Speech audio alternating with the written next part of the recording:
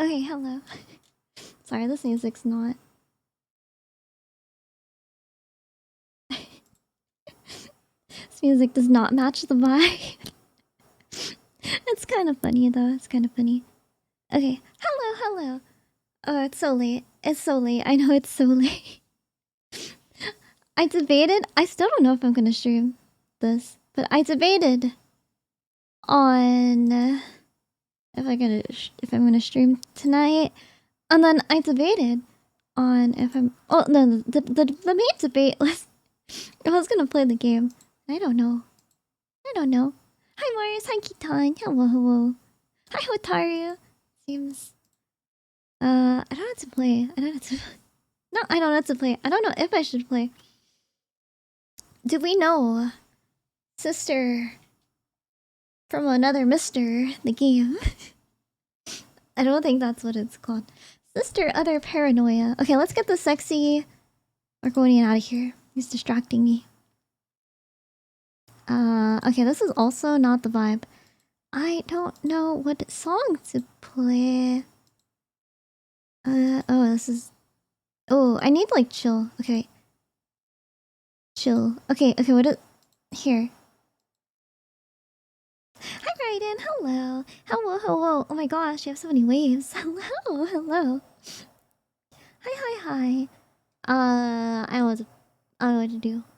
Do we wanna... How sleepy are we? Come in here if you're sleepy. I'm gonna... Come on in if you're sleepy. Very sleepy. Okay, we'll be quiet. I also didn't buy the game yet, but I think I should. Let's see if the reviews... What if the reviews are What is Rebirth Hub? Pub. Rebirth Pub. That's a porn. No more porn. No. Porn. It looks so cute. Work on fixing my sleep schedule, but oh well. No. Kill it. Oh yeah! I saw that. I was so excited. I didn't watch the trailer because I didn't play No Porn Bedtime Story. I didn't watch the trailer because I didn't finish 2 or 3. You know, I should have seen 4 coming. Like the more info. Because I've been seeing an alarming amount of Sora figures on Twitter. Like new releases. There's one in particular where he looks like a Pixar mom. But I might save that for another day. He looks like he has really big hips and he's really looking like a Pixar mom. Kind of weirds me out a bit. Yeah, I did see that there's Coco. I didn't want to see if there are spoilers for like characters I've never met before. Although, the TV show, I don't know who that is. It looks like Noctis in Kingdom Hearts. Don't know if there's a Noctis in Kingdom. Not literally Noctis, but like, if there's a Noctis character. It looks cool though. The poster for the television show looks real cool. I posted the news on my Instagram story and somebody told me that there is gonna be more Kingdom Hearts news tomorrow. And I'm like, how? More? How do you have more news? What the heck? Okay, I have to push my chair up. I feel too short.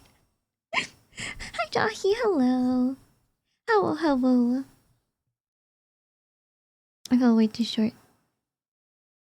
Jubilee? Oh, that's cute. Marvel Rivals. Oh, I guess it's too late. 1 hour worth of announcement? What the heck?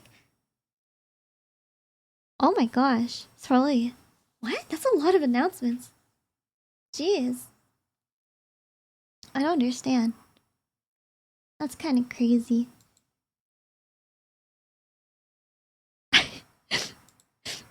You know, I know the Kingdom Hearts 3.5 is a joke. But... I don't think it's a joke. I don't know. I can see that happening. It's the... I don't know what happens at the end of 3. Maybe it's a mobile game release. They're gonna release all the cutscenes from the mobile game.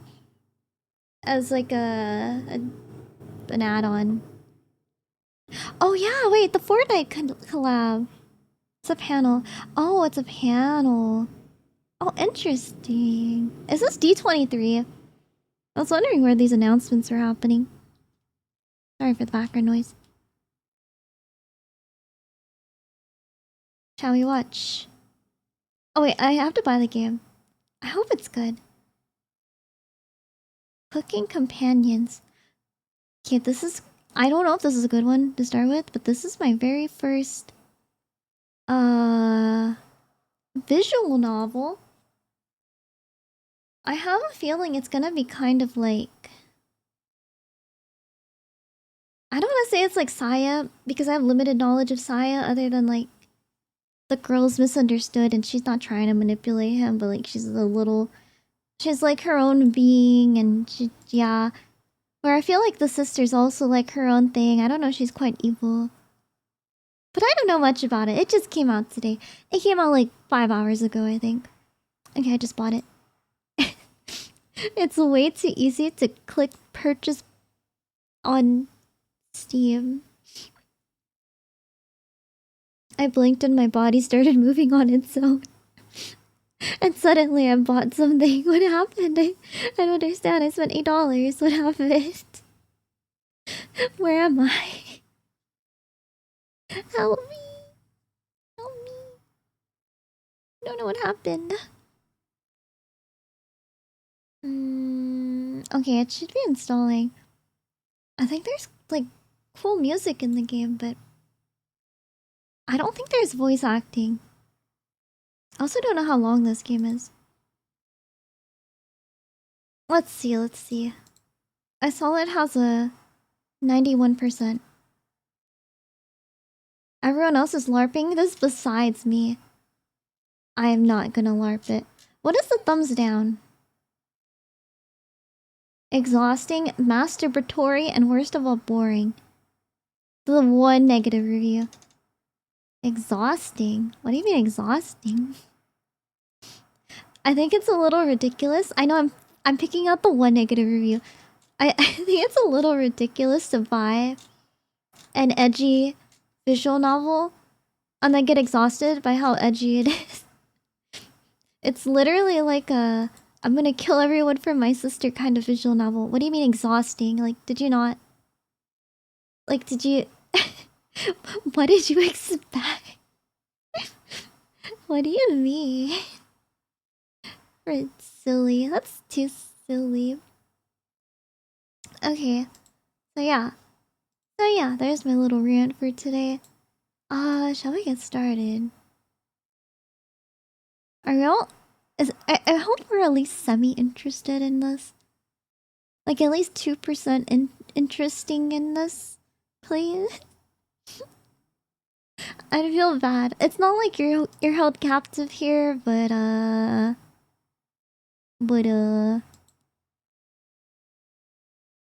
don't know. Tell me if you don't like this, if it's boring.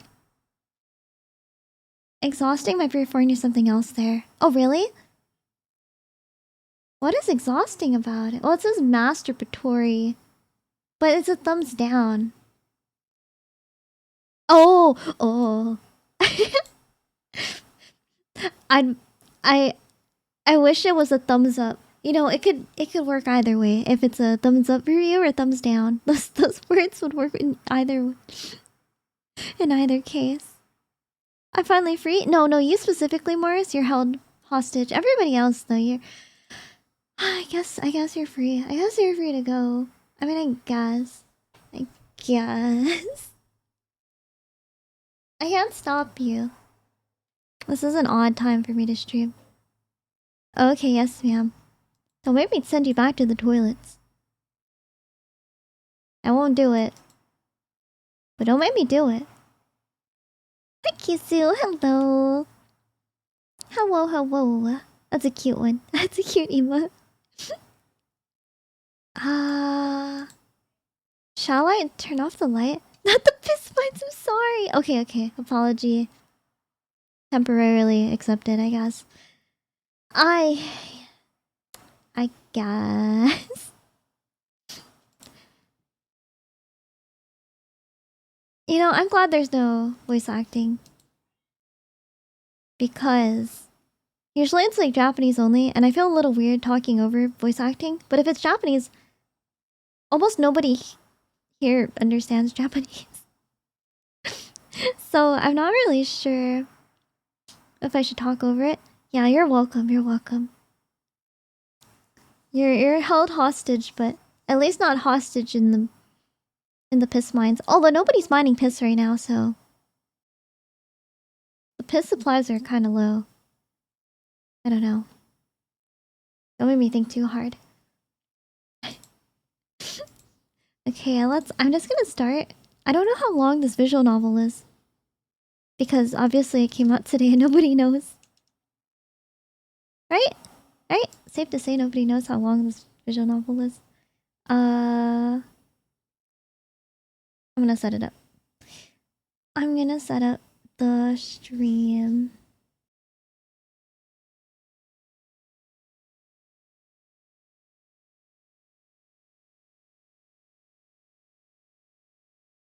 I don't know if I should have... Nah, no, we don't. You guys don't need to be on the screen. I don't think. You wanna be on the screen? Maybe on the bottom. I don't know. Is it... I don't know.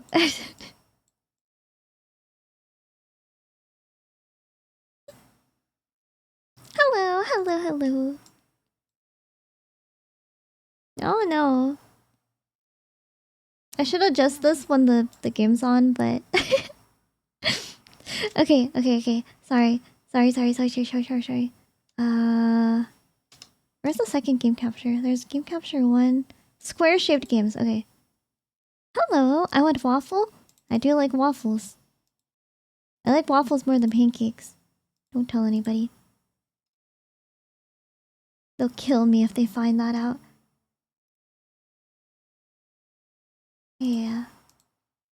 Can you all eat this? Oh, yes you can. Okay, nice. Hi, Curry. Hello. Just in time, we're about to start. I can't hear anything, personally, I don't think. No music? Man feet? Well, theoretically... Okay, there's no music. Hi, Luigi. Hello. I know it's not night for you, but it's just in time for story time. Seen this game floating? Yeah, it's by the... Look how cute she is! And she bears no resemblance to any thing or person I know. Haha. But yeah, I love her blue eyes and white gray hair. It just came out like 5 hours ago. Yeah. Oh. I should have my horns permanently off today. Okay, wait, nobody put the horns back on. Actually, it'd be kind of funny. Oh. Oh, we can hear that. Oh, that's so crunchy for you guys. Okay, wait. Okay, I'm turning it down.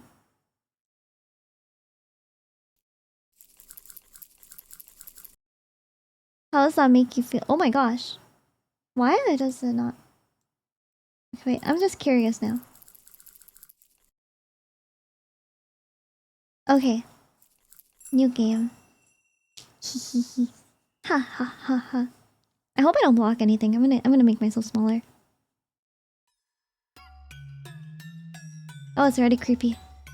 Human relationships are complex and mysterious. Even a guy like me occasionally gets approached by someone. Oh no! No! Oh, I was hoping this wouldn't pause when I minimize it. Oh, I know what'll help. Oh!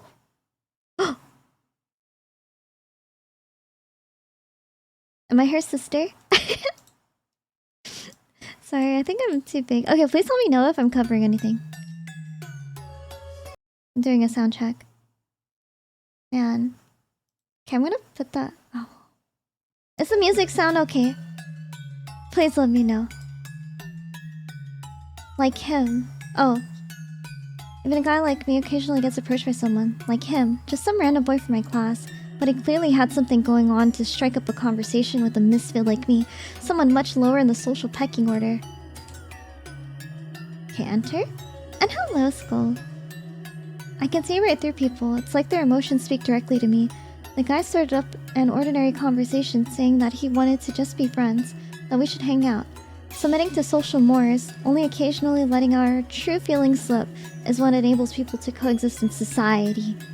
Behind his words, I hear a buzz of anxiety. Oh my gosh, I don't want to do this. Wait, this is too loud for me? Oh my god. This is too loud for me, so... Okay, that should be perfect. Okay. I gathered he'd been ostracized from his friend group for some reason. When shunned by the pack, humans just like any other animal take it as a shocking blow. The guy wanted to prove to himself that he still had a societal value, but his pride prevented him from finding someone to talk to. So he homed in on me, telling himself he was simply being a good guy, talking to a poor friendless kid. Is he LARPing as Ayanokoji? No, Ayanokoji doesn't look down on people like this, in this sense. He's very objective. Part of him knew all along that he was using me as a distraction. Not saying he was a bad guy, really. On the inside, we're all shades of grey. He had both good and bad in him, and when you get right down to it, he seemed to be genuinely trying to make friends, so I invited him over to my place. Quite the honor, I must say. It's rare for me to allow anyone into my room. There in my room, he was just like any other normal teenager.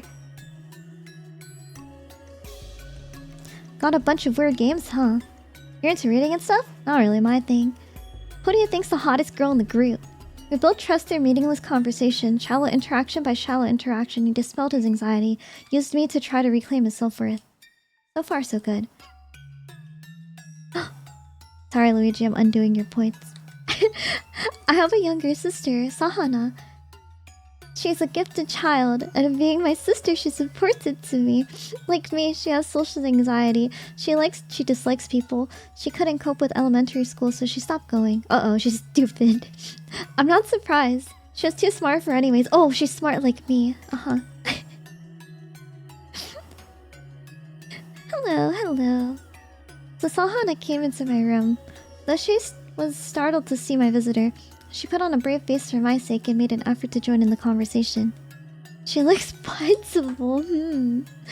He wasn't a bad guy, but I guess he tended to just say whatever popped into his head. You should go back to school. You can't both be gloomy shut-ins. You'd have so much more fun out there.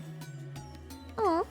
Sahana faltered beneath the barrage of platitudes, so nauseating it can make you hurl. She burst into tears. She couldn't cope with this disaster that struck on her own home, which, unlike the classroom, was supposed to be a safe place. The stupid things he said, the tears sliding down Sahana's pale cheeks. It all set my nerves dancing like on an ice edge. Adrenaline surged and my mind focused. Turns out when I read someone's emotions in such a state, I can see even more than usual. Until that moment, I hadn't realized my sensitivities pushed into abnormal territory, making me an aberration in the society where keeping up appearances is everything. What I said to him was simple and obvious. But seeing the flow of his emotions so clearly, I wielded my words like a scalpel, slicing away his self-delusions. Oh, you picked me because you wanted to escape from the fact that your friends ostracized you, didn't you? Do I use my mouse? Oh.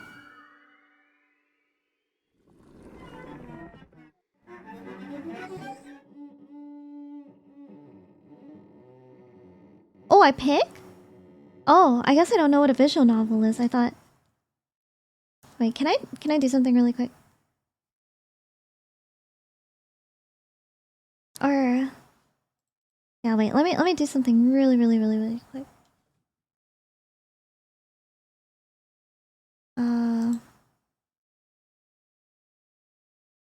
Okay. Sorry, it bothered me.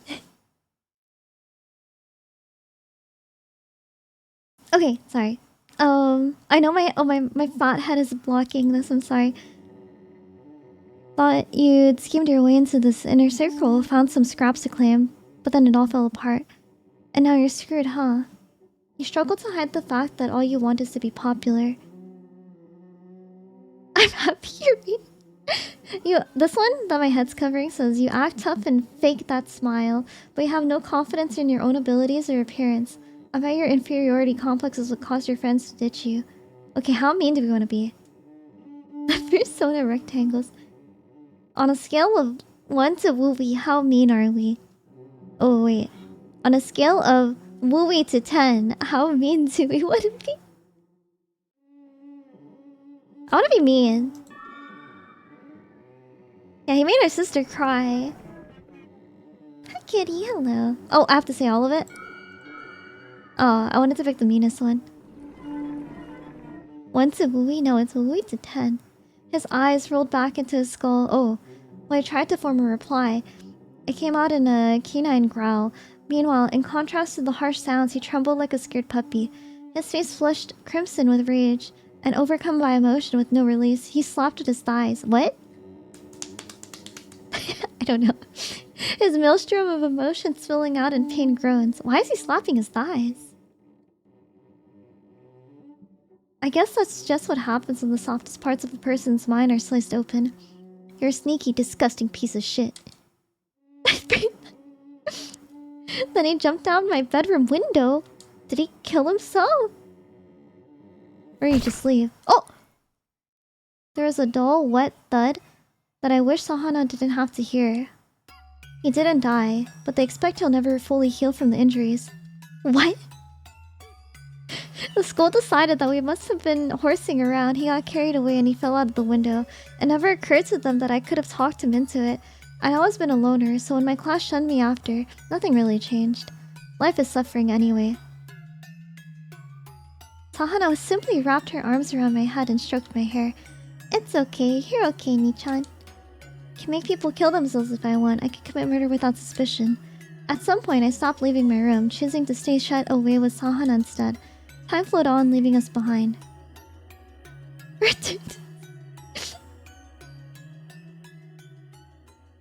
Slaps thighs. It's okay, bro. Just calm down. No need to get crazy.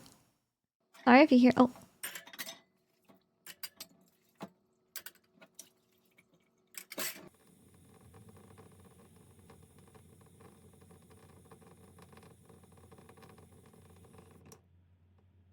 Yeah, don't let the water run.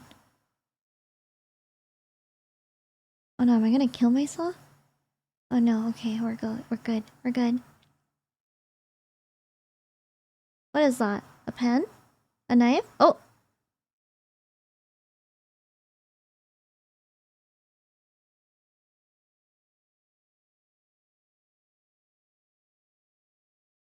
Okay, we finished the game!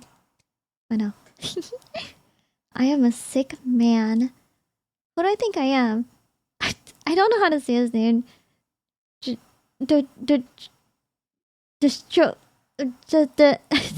Strovsky?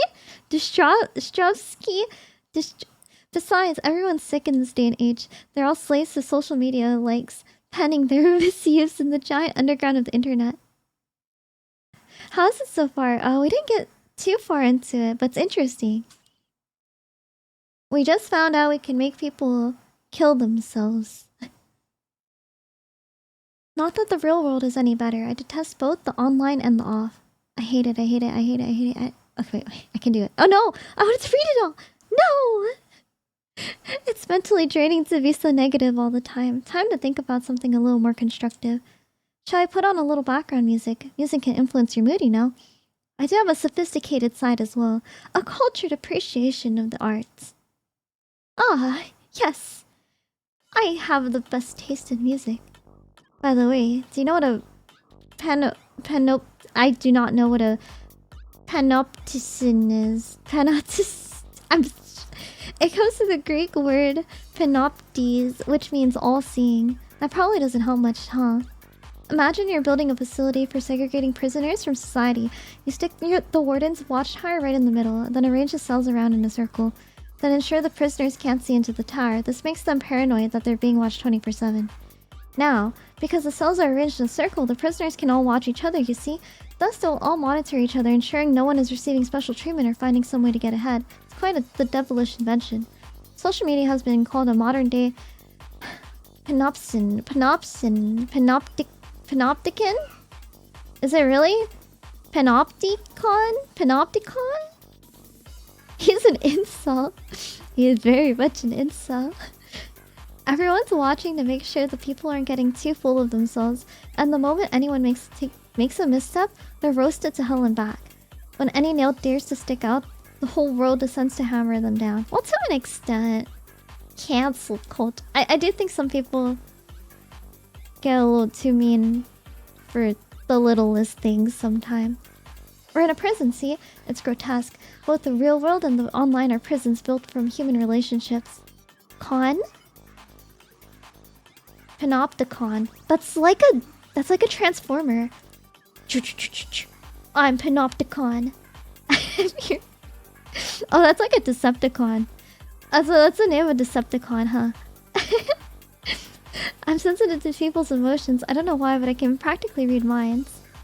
Though it doesn't really work over the internet. I'm just an armchair theorizing here. Still, since I base my inferences on the same kind of information I can usually gather in person, I'm pretty confident in my analysis. Can I do one thing real quick? I want you guys here, but I want one person at a time.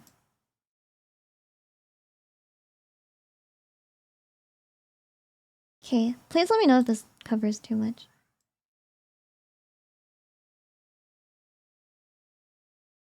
Okay, there we go. Let's take a look around this prison. Looks like wooey. Don't look at me. Oh, those are iPhones. Oh. Artist is posting cutesy drawings. Can I see them? Oh yeah, she's fishing for guys. What?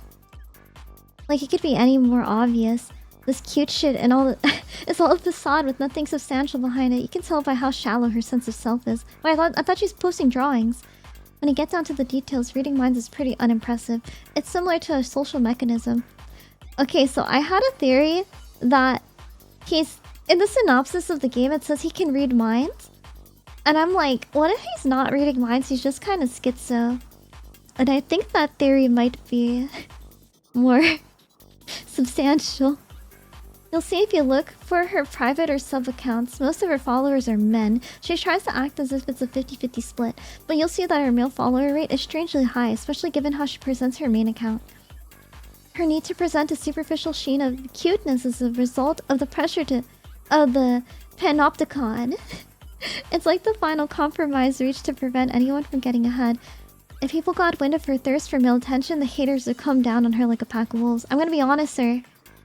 Everybody knows it. Everybody knows it, and nobody cares. Their followers don't care. The female prisoners are all surreptitious. Ugh! Oh, surreptitious word that I would never say out loud. Peeking into one another's cells, you see. It's an unbreakable bond in a sense. Surreptitiously, whatever. Surreptitiously. I hate that word. Nobody uses that. No one says that. No one. That's not even a real word. He made that up. These people are everywhere. I know at least one in my social circle that fits the description. They're the proverbial frog in a well. Oh, I wish I read the subtitle. Though unfortunately, unlike the frog's perspective, the unpleasant gravity of social media is vast indeed. I wonder, does the self-important frog not even attempt to make a jump for the outer world because it's happy reigning over this vast little kingdom in the well? It sounds like him. It's more efficient to survive on slimy bugs at the bottom of a deep dark well than to suffer under the law of the jungle and the unpredictable, unknown world outside. If we're talking meaning, there is none. Like the nighttime croaking of the frogs, they speak on things they know nothing about. Ribbit, ribbit. They're loud enough that you can't quite ignore them, but they have little other effect, either positive or negative, though perhaps they call their friends to them, ribbit, ribbit. Usually it's the male frogs that are accomplished singers and the females captivated by the sound. are drawn to them. But as for the human frog song, well, you've heard them. Still, keep denying the meaningless and eventually everything becomes meaningful.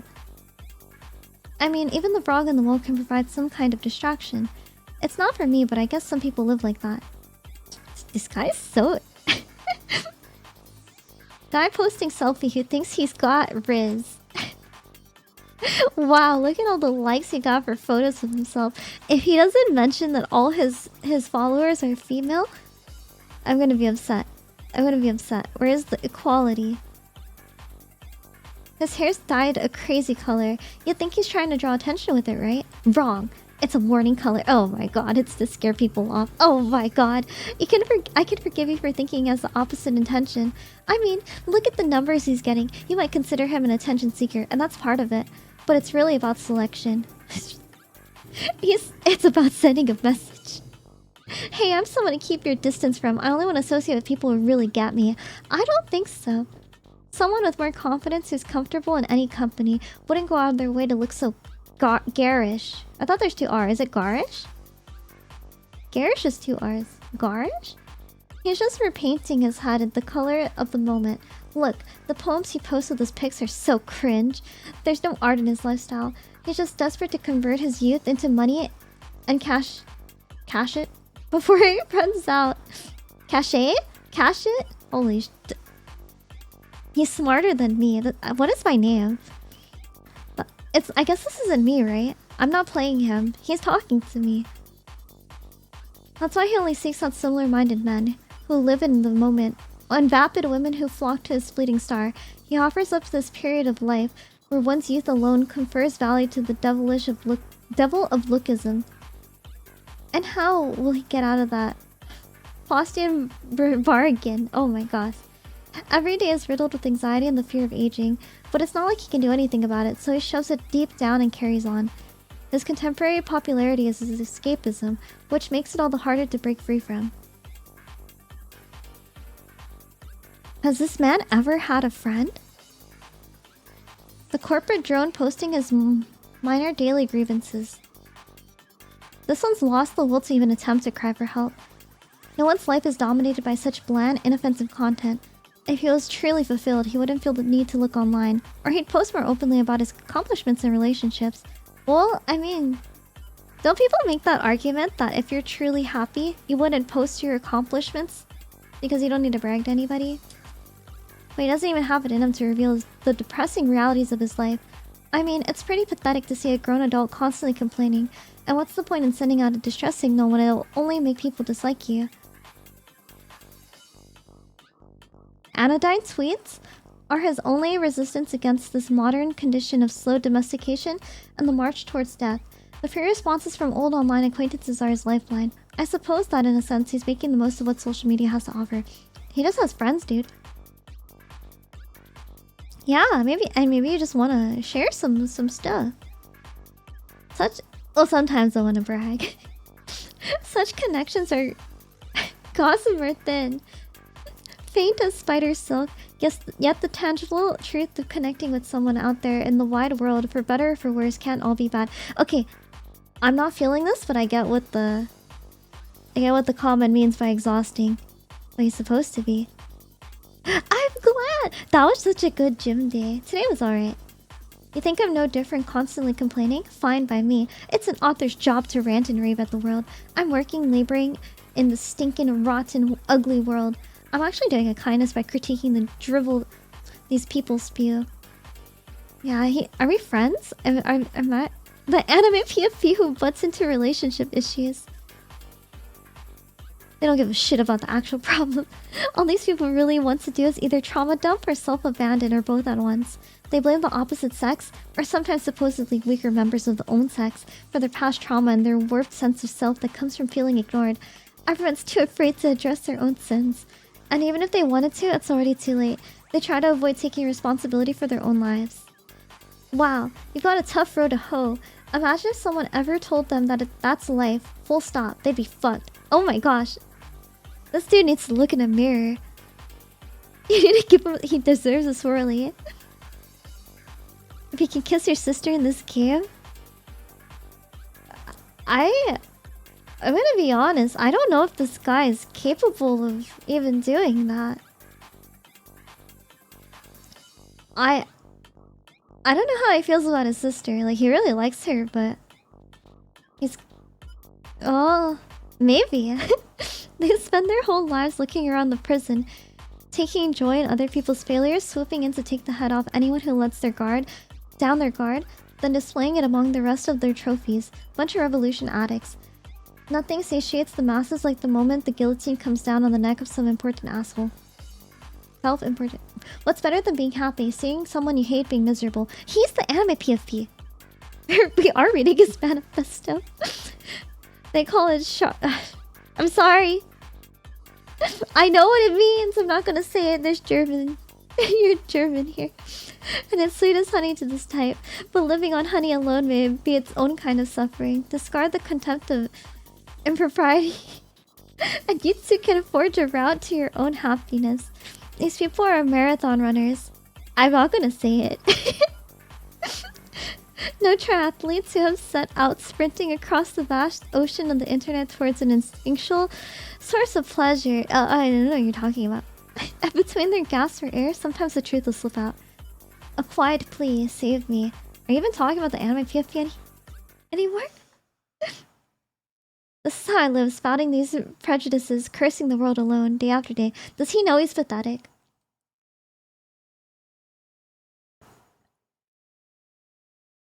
Fancying myself a modern-day Dostoevsky, I moved with the times and wrote a light novel.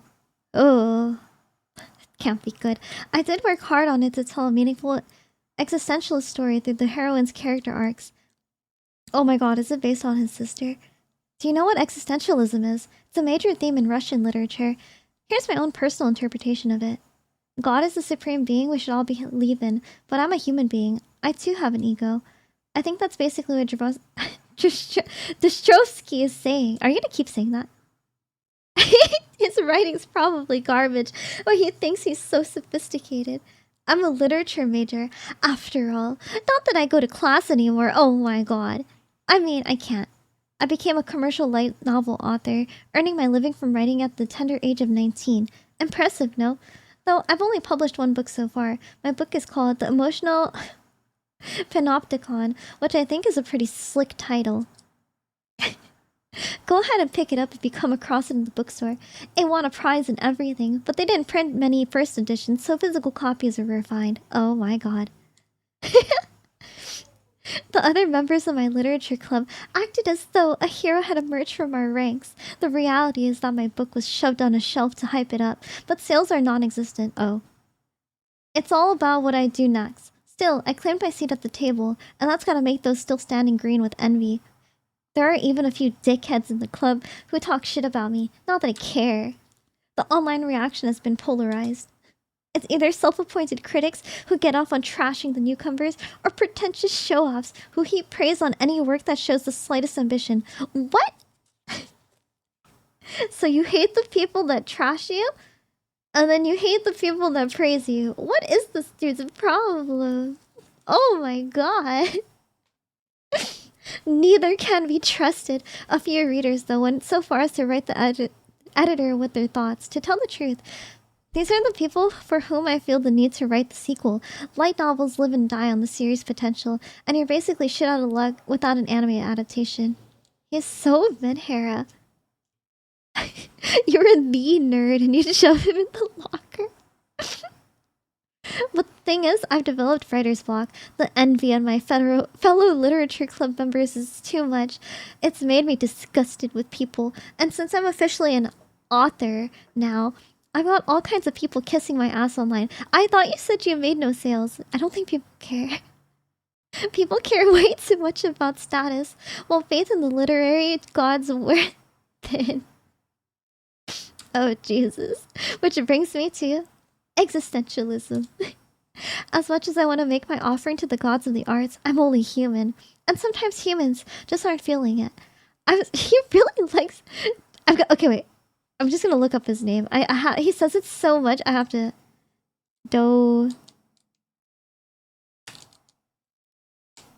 Okay. I just need to. This is his favorite novelist. Oh! Wait, he's the sad jester guy?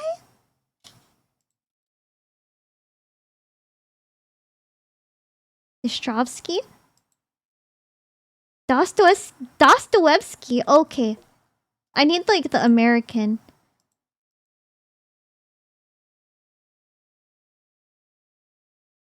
Dostoevsky. Dostoevsky. Okay. Dostoevsky. That sounds so wrong. Okay, Dostoevsky and Kierkegaard? I don't know. Felt the same way too. The Renaissance induces a shift of perspective. From God at the center to man. Viva la resistance. Oh, Jesus. There's a jester guy if you look up the novelist. Dostoevsky. I want to visit Russia. I feel like it'd help me regain my faith in the arts. I'd love to see the snow. Tell me, would he get along with Russian people? This painting is incredible, right? There's something about Russian women. Their eyes are cold, yet there's a warmth to them at the same time. Portrait of an unknown woman. I prefer the alternate title though. Portrait of an forgettable woman. People call it the Russian Mona Lisa. I'd love to visit the gallery one day to see it in the flesh. It's fucked up that no one can visit the Hermitage Museum because of this war shit. I'm sorry. I wish snow was real and women. I haven't seen either. They're not real. I don't know. Guess that's humanity's loss. Though I suppose that's not where the portrait of an unforgettable woman is anyway. Details. Anyway, it breaks my heart that art and culture are being destroyed by stupid egotistical shit like wars and the petty relations of humans in their little cliques on social media. Oh my god, who bullied this man online? I'm not just venting my frustrations at you because I'm not making any progress with Volume 2. That's not it, I swear. Don't judge me by the blank page. Once I type one word, I'm off. I'll write the whole thing in one go. To me, there's no difference between one word and 100,000. It's so loud. Seriously, the whole world is filled with noise. The moment I step outside, all these strangers' feelings wash over me. It's so fucking loud. Everyone's always thinking about such dumb shit. I can see the bullshit, and I hate it. That's why I have to stay secluded in my room. Woe is me. I'd be so much easier to cope if people thought about intellectual things. But no, their brains are just filled with crap. Short-form videos on Netflix, dating apps, and X-rated ASMR. Too real for you? How about you go take a look around at God's green earth? You're so fixated on that little screen in front of you that you've lost touch with the sublimity of the natural world. Is that too big a word for you? Let me break it down. I'm talking about touching grass. Has this guy even gone outside himself?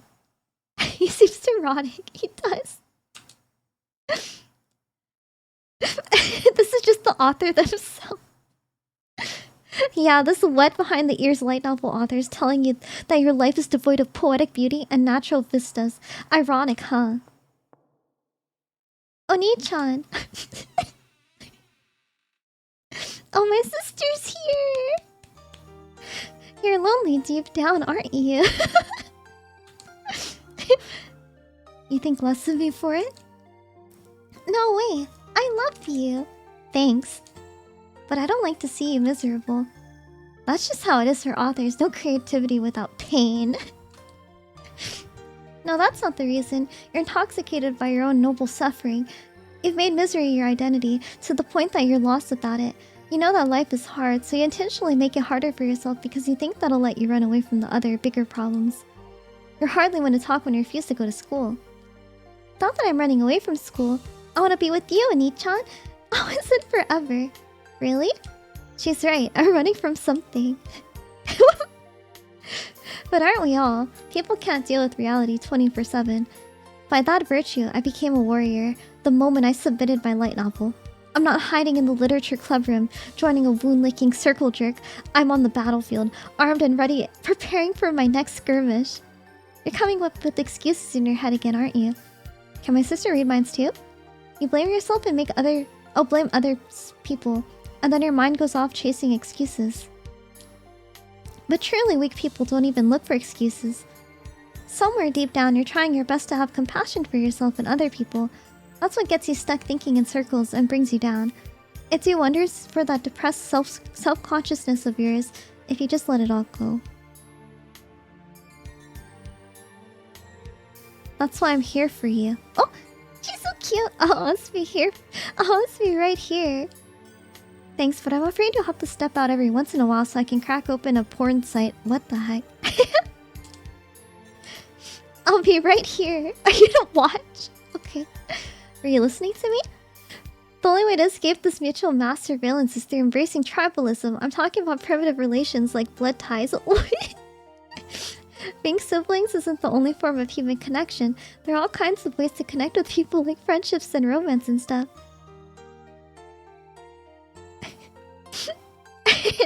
But maybe somewhere out there, but not for me. See that most everyone is a frog in a well, but you're an author in your room. Not just hold up here pretending to be an author. I've actually published something. I get royalties enough to live on even. Okay. Then it doesn't matter what you're writing. You can be happy if that's what you want. My only joy isn't sublimating misery. Can I pat her? Pat her head. Thanks, Sahanya. She's really cute. You're welcome, Oni-chan. Till death do us part. Then how about we die right now? No. Not yet. You still have a lot left to write. Okay. Oh. Wait. Oh, okay. Sorry, I lost track of who said what. She is cute. Good night, Oni-chan. Good night, Sahana. Hope you have sweet dreams. I already am. She is cute. She's very cute. That is what people say when they get married. Oh no. Oh no, the world's dark again. Ever since I was a child, I've always been one step removed from the rest of the world. I couldn't stand its rotten stench. I unconsciously trained myself to take a bird's eye view of the universe, as though I wasn't part of it. Is that my parents? How did I see my parents? A pig and a kappa. Two bundles of vanity wrapped up in the stereotypical trappings of middle age. She got boobies. My father, a pudgy! My collar worker throws his weight around to hide the fact that he has nothing going on for him beyond his position at the company. My mother, a nympho who drains her husband's meager earnings. Still desperately seeking flattery from men despite being old and washed up. Even as they rip each other to shreds day in and day out, they stay together for the sake of appearances, leaving my sister and I caught in the middle of their disputes. Well, just to be clear, they don't try to drag us in their shit. They're just constantly at one another's throats. Still, neither ever found the courage to take the kids and leave. The endless repetitive routine of it bores me. The mom is right there. I'm wondering why they're even alive. What? What are they living for? For dad, the list seems to be working, drinking, and betting on the ponies. Hey, horse racing can be fun, alright. Mom hoards trinkets and sleeps around, but a designer bag or a winning ticket isn't going to fill the emptiness inside. That's a process, something you work at your whole life, not something you just achieve one day. Fortunately, the kind of people want to save face in front of kids, and it only creeps them out when I say such things to them. So pathetic. Oh my gosh. I almost added an extra. I think that life is about finding meaning. I mean, anyone can simply exist. That's not what I'm talking about. There's no inherent meaning there. Being here on Earth just means your parents followed their base biological instinct. The urge to reproduce. God's commandment. Be fruitful and multiply. I highly doubt God imbues each sexual encounter with divine meaning. Being born is a coincidence. Some people attempt to find meaning in their existence, however, and those are the ones, like me, who end up with pseudo-intellectual bent and a career to match. With a pseudo-intellectual bent. People who go around saying they want to be a writer while never doing anything to make it a reality aren't actually interested in finding their purpose. Those people are content with their lives such as they are. They do math. Just math. They get used to the daily grind at a job they told themselves was only going to be a stopgag and figure Hey, they're making a living, and it's not so bad after all, following the same old routine of interacting with coworkers and killing time online after work. If you're truly hungry for meaning and purpose, you can seize them for yourself. Dreams do come true. I'd be lynched if I said that at my club, though. I'm a member of my not overly impressive university's literature club. I figured it was a place where things would be a little quieter for me. Let's take a peek into the minds of the wannabes in the club room. I spent so much time thinking about people's reasons for living that I can pretty much read the minds of anyone I've had a few interactions with. Oh my god. I need him dead. This is a rage bait queue. In fact, I can practically hear their inner monologues as though spoken out loud. Okay, I'm gonna take a sippy of water. Actually, this is perfect. I'll be right back. I'm gonna grab water really quick. 2 girls, 2 boys, or 3 boys. Okay, wait, I'll be back. I'm gonna get water.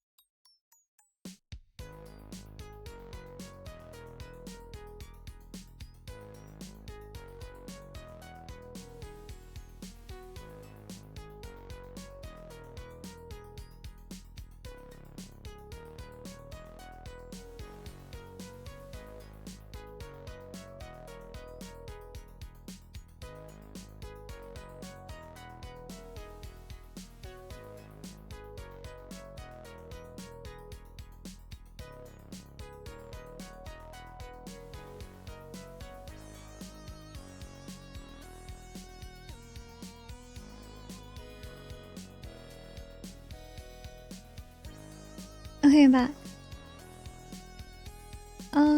Okay, I should have asked you guys to, like, come up with somebody to pick. Who do we want to pick? Who shall we pick? What? Pick a color. Pick a color.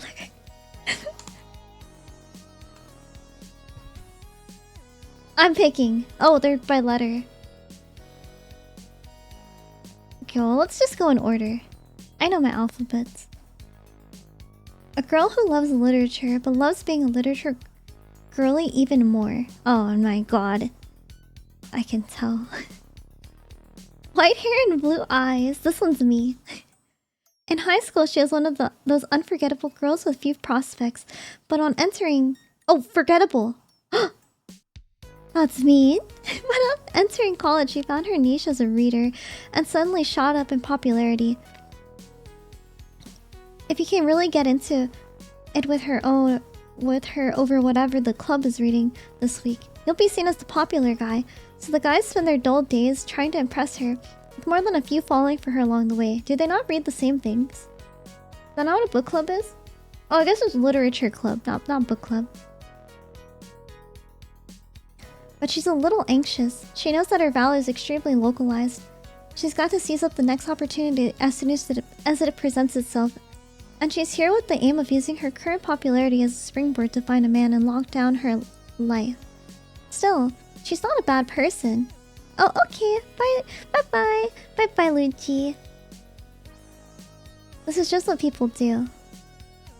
Okay, I'll take that. Not a bad person. Am I fine? I think I'm fine. This man is infecting my brain, though. A window shopper, plain and simple. He has no intention of becoming a writer, but he likes to think he's smarter than his peers who spend their time gaming or reading manga. This is literally you. Sir.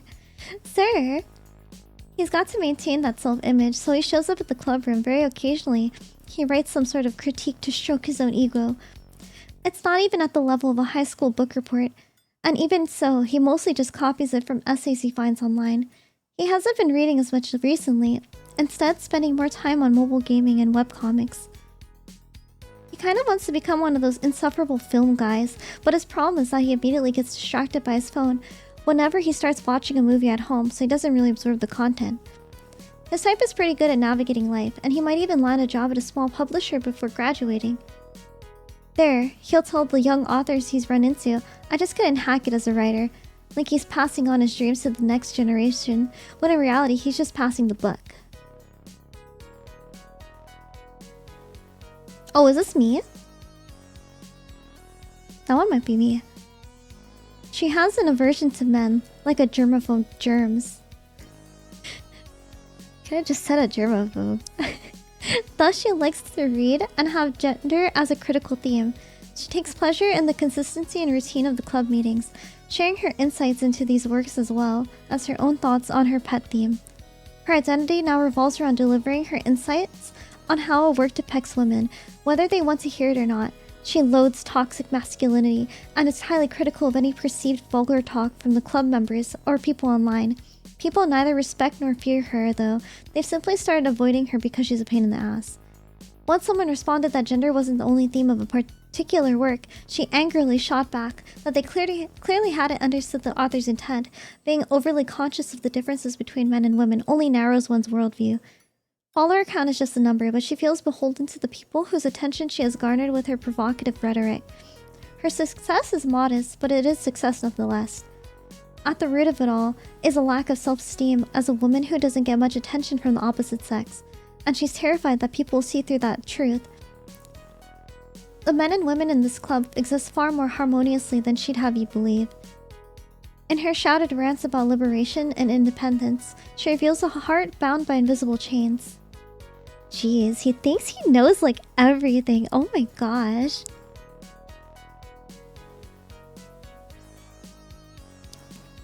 Do you think he's gonna critique himself at the end? Okay, it's a nerd with glasses. He likes literature, writing, criticism, and hanging out with the group. And he participates in it all up to a point, but his heart isn't in it. His critiques are fine. Literature grads aren't exactly in high demand, but I expect he has a decent chance of finding employment. He's pretty much got things figured out, but he's not driven. He has a complex about that. Sure, he wants to be a writer, but he doesn't have the passion to devote himself entirely to the craft. Given the chance, he'd much rather go out with his friends. When we're making a zine, he might pull an all-nighter for it. He skates by on this level of commitment. The other club members generally like his writing. But we all, including him, know he's not good enough to be published. You got one book, dude. You have one book. You have literally one book. Vaguely, that nobody read, okay? Vaguely, he had hoped that even so, maybe he could become a writer. That with his natural ability to get by, he might unexpectedly slip through that gate.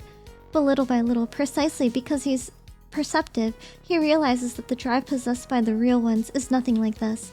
And so, despite thinking of himself as the kind of guy who can do anything he puts his mind to, he's given up on the idea, knowing that he'll never be able to dedicate himself to something to the exclusion of all else.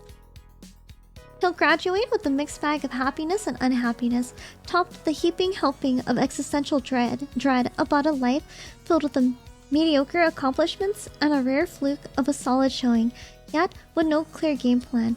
I suppose that's all you can expect from an average university student anyway. Yes, I'm qualified to judge, Don't forget that I made it past the gatekeepers. I am a published author. Holy shit. Last but not least, there's a guy at the back of the room, cultivating a gloomy aura. The one with the unsettling look in his eyes. He's a real character, but the truth is, he's just your average wannabe. Another young guy dreaming of being an author and critic. Whenever I'm successful, he directs his oppressive envy at me like a laser, and it burns. Is that me? Hiyakawa. His name is Hiyakawa, written with the characters for Cold River. The sky is as icy as his namesake. People used to unironically call him sensei because he pompously criticizes others despite not having achieved anything himself. That all ended when my book was published. Now I'm sensei. It's hard to tell whether he's glad the nickname is gone or whether he liked having his superiority acknowledged, even in jest. He burns with envy towards anyone he thinks has gone ahead of him in life. Every day he compliments me on my work. So obnoxious. I want to quit the club, but now that I'm an author, it feels awkward. That's the only reason I'm still here. Okay. He has a name. By the way, I do have a friend I sometimes hang out with on the weekends. Whoa! And it's not me? But things are awkward with him now too. Jesus. He's the most normal normie of whoever normed. We were never joined at the hip or anything, but I've known him since elementary school. Sometimes we don't hang out for a few years, but we all seem to come back together. You know the kind of relationship, right? He seems to be working hard to line up a job after graduation. That's the kind of thing that makes him a normie, you see. A normal person walks around wearing clothes because normal people don't get naked in public. We plan to meet up soon to celebrate my book's publication. Well, it won't be much of a celebration. We're just gonna hang out in town. I'll probably treat me to a dinner. It'll be pure normalcy. I mean that in a good way. I'm grateful for it. But as someone who can read minds, I'm also a bit nervous for it. What is he thinking? Beneath his outward celebration of my success, frustration buzzes. Oh my god. He's desperately trying to suppress the fear of being surpassed by his friends. He doesn't know how to feel about the fact that I'm getting money and recognition while he's dealing with the stress of job hunting. Oh my gosh. What can you do? It's yet another interpersonal struggle, albeit of a different kind, from what I have with Hiyakawa. Is he projecting? He has to be, right? There's some things that would make people like this envious. That's what makes it so difficult. Beyond a deep shadow lies a bright light and vice versa. Readers reply to my posts with positive messages of encouragement. Of course, people discuss my work on review sites and message boards, but the people who contact me directly are usually fans with an interest in rising authors. Though I suppose the fact that I don't have enough exposure to have haters yet probably isn't a good thing. I hope the next volume sells enough for me to get publicly slammed. Anyway, I do get plenty of DMs. From girls too, you know. Okay. The people secretly send me direct messages in the hopes of using me somehow for their own advantage. Mostly women. This in turn fuels the jealousy of their peers who have nothing special going for them. If I show any interest in return, I'll be lambasted as only being in it for the women. But the true greats turn their messy romantic troubles into literature, right? Oh my god, Osamu Dazai and Sakaguchi Ango were womanizers. Not that they would listen to reason. Holy shit. We've got game too, though. I got a DM from a girl who wants to meet up. Going by her account, she seems to be a fairly cute university student and model who has aspirations of becoming a VTuber. Uh-oh. She looks average enough to me, but her selfies get plenty of likes and has about 3,000 followers. She's into alternative stuff. She messaged me because she emotionally connected with my work. Well, I'll be damned. It could be interesting to take a peek inside her head and use it as inspiration for my work. I haven't responded yet.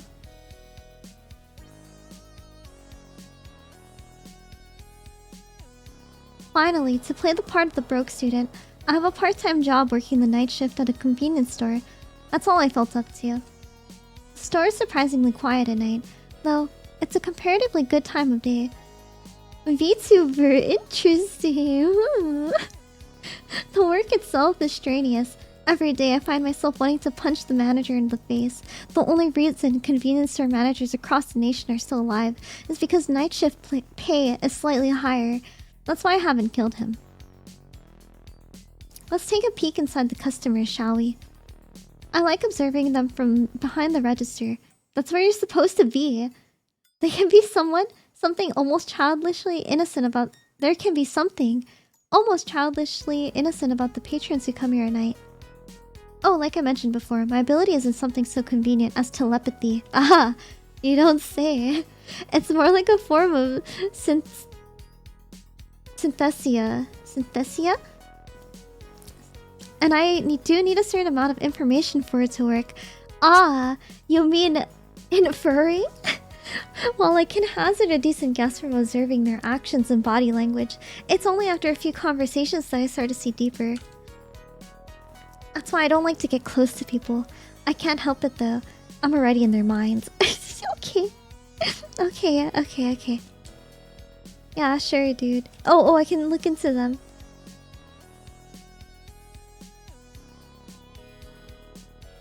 Okay, let's go left to right. This guy's a regular. He's always pissed off about something. If the cashier is too slow bagging his purchases, he'll curse them out. Despite that, he buys a ton of candy. Both his work life and home are falling apart. After his night shift ends, he fills his basket with carbs so he can eat his stress away.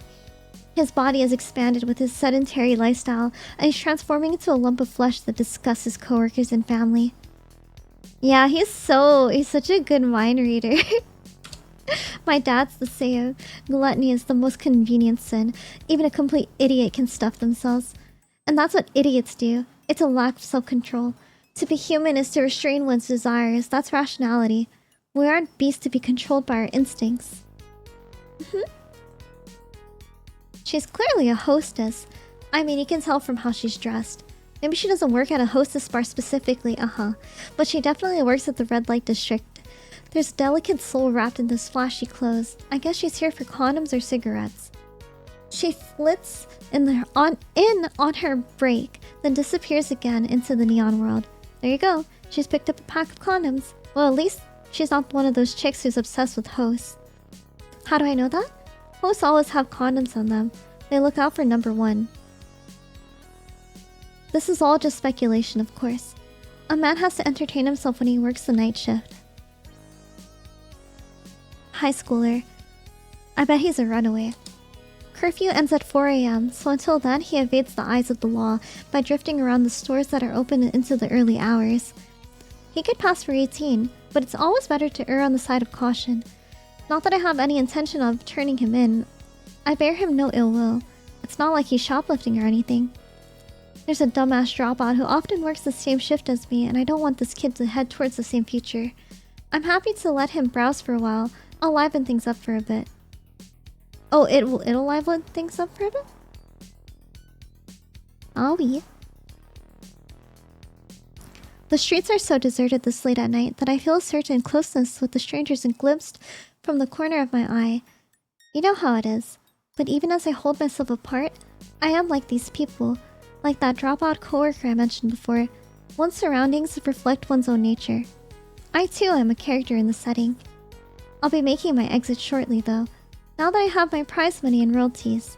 Sadly, I shall be tendering my resignation, leaving this liminal space where, at an hourly rate of 1450 yen, a teacher can work a 10-hour shift and earn more money than they ever imagined. This place is like life's waiting room, but it's time to leave.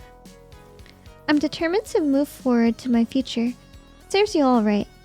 And that's how I spend my days. I hate humanity. I hate this world. Especially since my sickly little sister was born. She went through a lot before she stabilized, and now we siblings are in a world of our own. Sahana was born 1,000 times smarter than the average person. She's a genius. She was too far advanced for elementary school, so she stopped going. Since my elementary school days, I've always thought deeply on questions such as, why are people so cruel? What determines what's right or wrong? The more I thought, the more distant I grew from other people, until I started to see inside their heads. Once my mother asked me, why don't you like school? When I asked her if the other moms thought less of her because her kid was a loner, she screwed up her face in disgust and called me a little demon. But I'd asked the question in good faith. I'd heard the concern buzzing behind her words, and I'd simply wanted to help. Jeez. You're awake, Oni-chan? You're still awake, Oni-chan? Sorry. Cute! At the sound of my sister's voice, I finally became aware of the time. Nighttime is for sleeping, you know? The middle of the night. The witching hour when the whole world slumbers except for me. I feel bad for keeping Sahana up too, but I don't think she minds. Since neither of us go to school, the time kept by those in the outside world doesn't really apply to us. There's no point in forcing ourselves to adhere to the logic of a world of which we are not part of. Sahana only mentioned the time as a conversation starter. She wants me to pay attention to her. Twisted as we may be, she still wants us to play at being a happy family. Plus, kids find it fun to be up late while everyone else their age is tucked in bed getting a good night's sleep before school the next day. They follow their parents' and teachers' orders, going to school even though they'd rather not. Already being conditioned into wage slavery as they learn to wake with the dawn. It's idiotic. They have no idea how much quieter and more enjoyable the world is at night.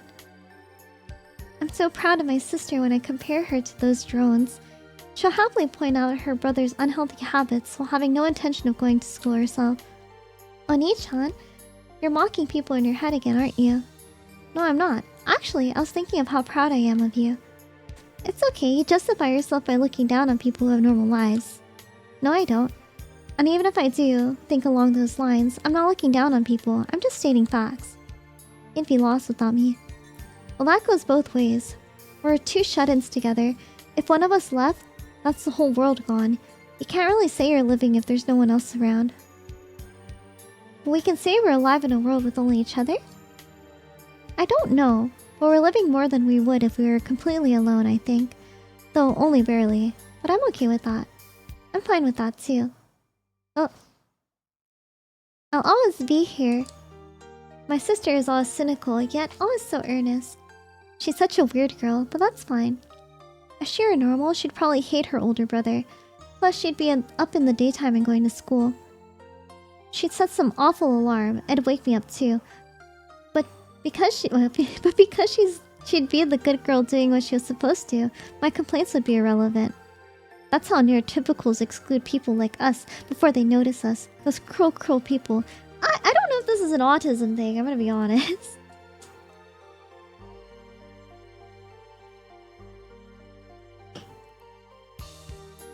We're just committing slow suicide together, aren't we, Oni-chan?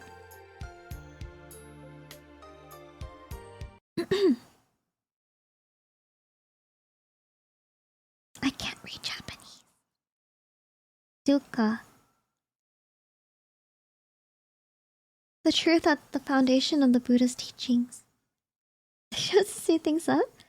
It means that life is suffering. That is very Buddhist.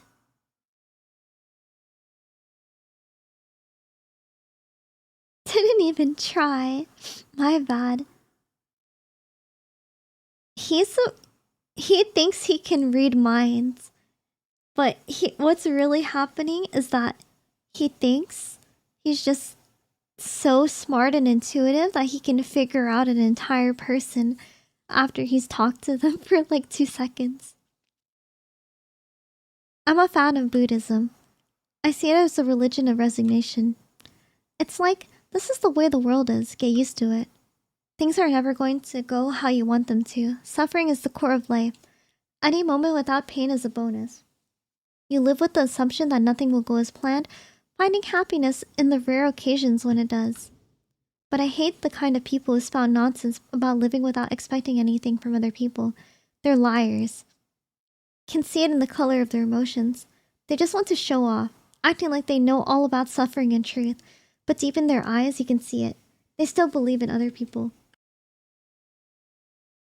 I mean, if your average person could achieve enlightenment that easily, there'd be no need for Buddhism, would there? As long as you're alive, you'll always be suffering. That's just the way it is.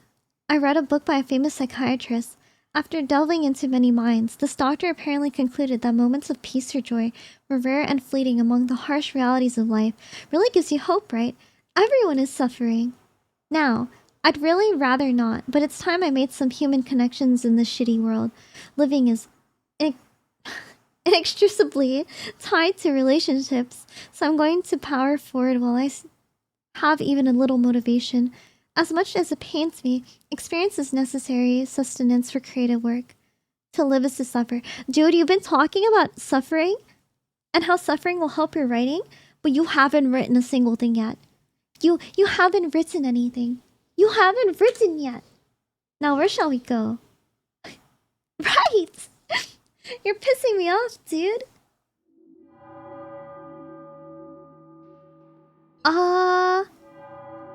The little sister is just like so in tune with her brother that she knows she's probably the same, where she's like, I can read people as well, but it's just her brother.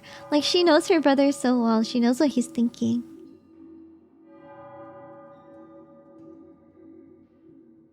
Or she's not real. Or that too. No, because his friend acknowledged it. Acknowledged her, and then he killed himself, I think. Critics are men who watch a battle from a high place, then come down and shoot the survivors. I don't remember that. An old man at the sea.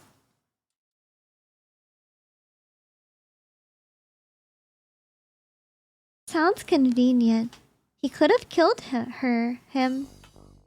Oh, I thought okay, I didn't know. I thought I'd look at all of them. I can't adequately express how much I don't want to go into lit club. But I can't stay away forever. Oh no, it's like this. Oh no, it's the music. Oh no, he's gonna be a loser. I have connections to maintain here at uni. Few and far between as they are. As a member of this pack of petty-minded pedants, I'm expected to show up and to submit pieces to their anthologies. Being a published light novel author, I have a reputation to think of. The last thing I want is people going online to snipe at me. Look at Mr. Bigwig over there. He dropped the Lit Club like a hot potato the minute he got published. Participating in events is part and parcel of being in the Lit Club, but it doesn't mean I have to like it. The one currently giving me grief is called Bunge Furima, the literary flea market. It's the bookworm version of a nerd convention. People shop their novels and essay collections. It's about as interesting as watching paint dry, but it has its fair share of fans. And the attendance keeps growing year after year. You'd be surprised how packed the place can get. Again, it's not like the average nerd convention. There's a feeling in the air that's difficult to capture in words. But it's what makes the place a treasure trove of very niche pieces of literature. The only problem is the people. Large groups of people are subject to the complexities of human relationships, especially between the sexes, the lust, the need for validation. I hesitate to call it subculture.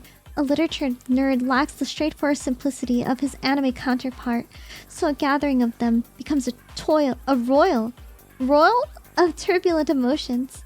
Litfleet is a little more than a popularity contest for big-name authors anyway, and in that respect, I guess it's no different from any other nerd convention. I'm sure some attendees have genuine literary ambitions. My club, though, pardon my bluntness, but we're simply playing pretend. We hack together a shabby short story collection and try to pass off this hodgepodge of words as literature. Why? Because we can. I don't know who would even want to read this crap. Take that money and go buy a volume of the latest hit manga. Don't waste it on a patchwork of scribblings by wannabe amateurs barely out of high school. It's just a means to hype ourselves up or put each other down. We tried, and trying's half the battle. That almost makes us real authors. We tell ourselves, coddling our collective wounded pride as we press copies into the hands of our close friends and family. We keep hoping that maybe, just maybe, a brilliant editor will stumble upon one of us and lift us up out of the gutter. There's a less than 0.1% chance that may be happening, but maybe we say, maybe. This time, however, the power dynamic is all askew. See, I'm a published author now, of a single book, yes, but so what? That's enough to draw out a handful of my fans. Curious to see what this rising star has put out next, which should move some product. It doesn't mean much, ultimately, but when you have numbers and a publishing contract on your side, you're the king of literature club. A shame, I've never liked being king. It'd be one thing if my clubmates are supportive, if they could tolerate anyone but them having a scrap of talent. I just hate it. Hate it, hate it, hate it. Hate their envy, the most noxious of all human emotions. They're also envious of you. Hey, there's zero energy in the club room, but what else is new? We're all here because we have nowhere else to go. The only time we pretend to be a proper literature club is when we have an event looming over our heads. The rest of the time, we sit around jawing away in the name of literary criticism. At first, we functioned like a book club, all of us reading the same books and convening to discuss them. Before long, though, we separated into two camps, those who give a shit and those who don't. It's hardly surprising. Literature clubs are a haven for people who don't want to be alone but can't be asked to be social. I wouldn't bellyache so hard if others would put in the effort, but they don't. They wouldn't know effort if it bit them. There's just one guy who actually cares, one upperclassman who possesses something like a spine.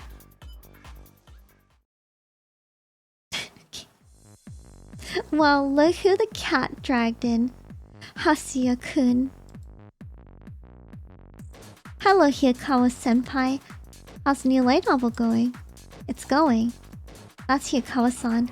He's in the year ahead of me, a third year. Check out the death glare. What an ugly son of a gun. He's got the personality to match too. Glad I have room to talk. On either count. I hope that means you're making progress. It wouldn't do to keep your readers waiting while you finish your lit flea submission. Sarcastic bastard. Again, not that I have room to talk. You know why he brought that up? He's scoping me out. He's eager to hear that I failed. He wants to reassure himself that my first success was just a fluke. A flash in the pan. He's clinging on his position at the top of his little hierarchy by whispering doubt in every ear. So what if he won a Rookie Author Award? He's a one-hit wonder. Things weren't so bad before my book came out, and I sure didn't ask him to feel threatened by me, but here we are. Until I came along and ruined everything. Hello, welcome. Hi Badoo, hi Buttworm.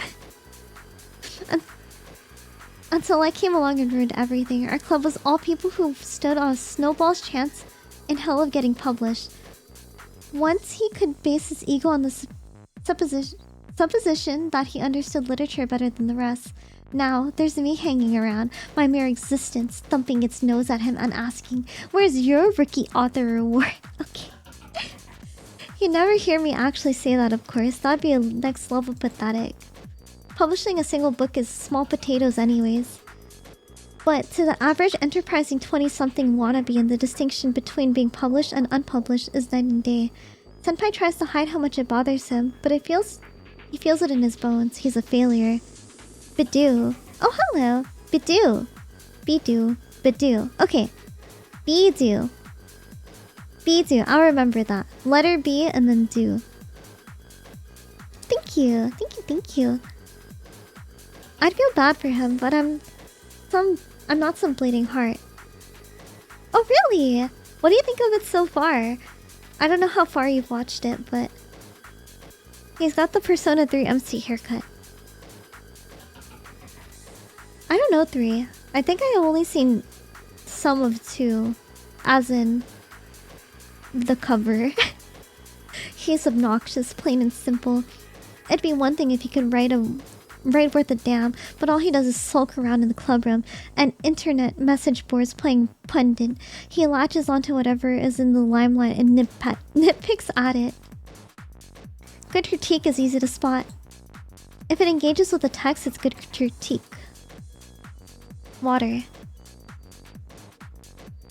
As in the main antagonist of Persona 2. Ooh. Yeah, the MC is something.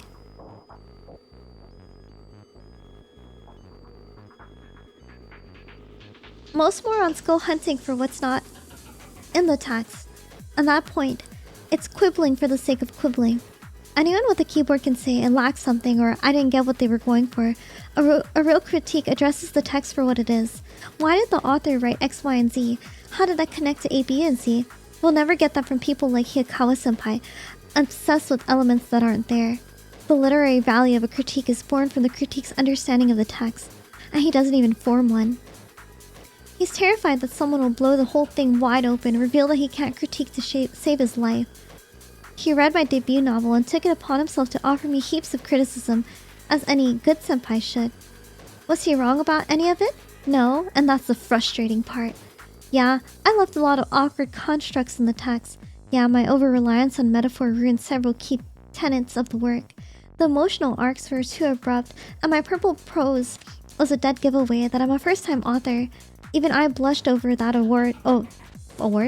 Even I blushed over that during a reread. He wasn't wrong. I only saw bits and pieces of the game.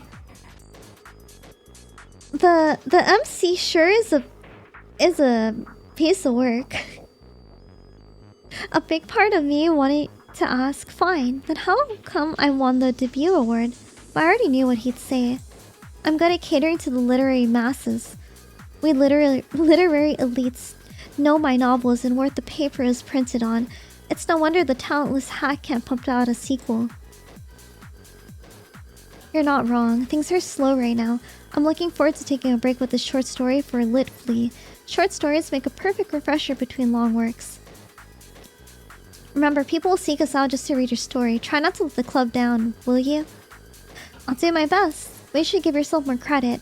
I, for one, can't wait to see what you produce. Oh, sorry. I don't write for a light novel audience, not like you. He says as though he doesn't care for light novels. Thing is, this guy, he collects waifus. I think the snobbery about light novels being substandard lit is a new thing for him. He's just doing everything in his power to hold together his crumbling pride. He put dozens of frog metaphor. There's tons of frogs in the well. He's directing the film of his own life, and I'm cast as the cocky, upstart, privileged, with the power to churn out light novel slop. He's starring as the literary genius awaiting discovery by the masses, and he won't let a thing like reality get in the way. That's the funny thing about people. We're capable of conceiving ourselves of the most ridiculous things to safeguard our egos, and over time, the lies become foundational to our identity. It starts off as a self-defense mechanism, anything to avoid the harsh wake-up call that is reality, and eventually transform into pure conceit. Someday, I'll be one of the literary greats. It just hasn't happened yet. I'm not saying it's bad to have a competitive streak. I wouldn't complain half as hard if Hiyakawa-senpai wrote anything with any impact, or even if those critiques he litters the internet with had a gram of insight in them. Alas, for us all, he doesn't, and they don't.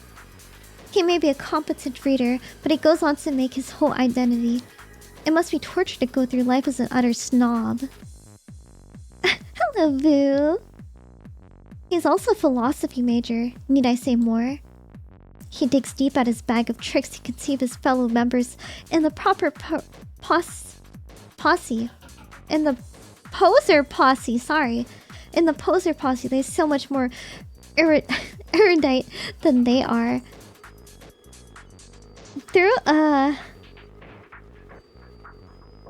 Heideggerian lens, that's not exactly like, can you stop? You'd understand if you read the Critique of Pure Reason, wrap up with a random rant bashing Alderian psychology to the unformed masses. You know everything. You can see now why I have to cut him down to size. He's too fucking annoying. You know what? Valid. I don't like this guy either. Like I said, I look forward to seeing what you come up with. Right back at you. Don't go tarnishing your industry credentials now. Industry credentials? My god, man, we're in college. But enough wasting oxygen on him. I actually need to lock in and make headway on my lit flea submission. Like Hiyakawa-senpai, I hope to cultivate a reader base that won't knock a short story just for its length. Plus, I figure a published author's piece in a university writing club anthology could be a cool collectible someday. It'll probably fetch a premium if I make it big someday, with anime studios lining up to adapt my work and all. Look at me getting ahead of myself, acting like a kid. Perhaps I'll look into Hiyakawa-senpai's mind, just see just how much I riled him up. Okay, what do I think he thinks? Damn, that high Hasuya, he thinks I couldn't make it in the publishing industry. What does he know? I don't write light novels, I write real literature. The standard for getting published is much higher in my field. I went over readers of my rhythmic, Hemingway-esque laconicism. Genuine talent wins every time. Anyone can lure themselves into winning a rookie author light novel prize. All that takes is following the trends. Write your dream girl, and ta-da! Instant bestseller. Now, if I were to write my dream girl, she'd be a demon girl, one of those misanthropic types. Give her a face of a fallen angel and the body of a preteen girl, which she'll have a complex about, of course. The slightest brush against her by a mere mortal makes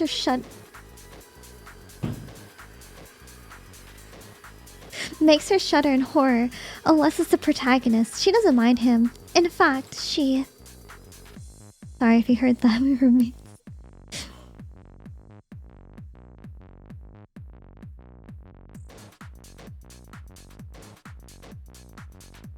I think they scared each other. Okay, I need to stop.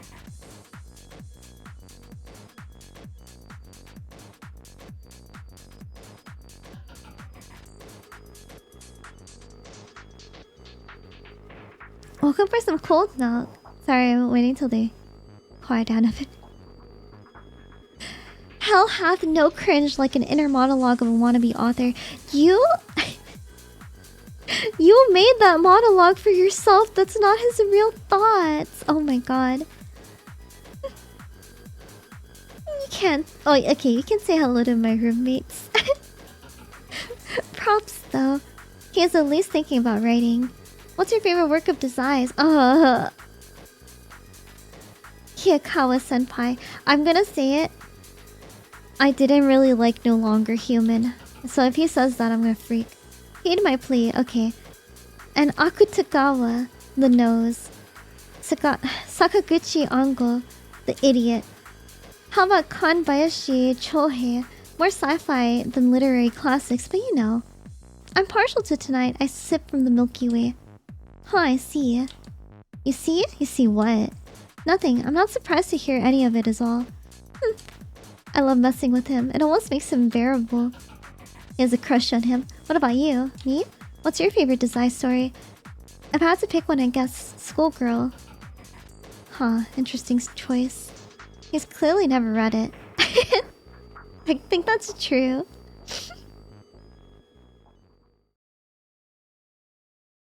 You don't have to read every novel by every... Oh, my sister! Oh, look at her hair! So, what are you gonna write for your short story, Oni-chan? Good question. Whatever fills 10,000 characters, I guess. You should write a romance. Hard pass. Oh, come. Oh, don't make her frown. I don't like romance and I don't write what I don't like. You really don't like romance? Not even in the literary sense? Nope. That's funny. When you're such a romanticist. Why do you think that? Because you're always writing yourself into the story of your life. She's so cute. I kind of look like the sister. Oh, you know, Oni-chan, I'd be happy for you if you got a girlfriend. I'd be glad you had someone who understood you. Although I'd probably feel a little lonesome, just a little. But more than that, it'd comfort me to know you had someone there for you. Oh, cute. She kind of looks like Mint here. Oh.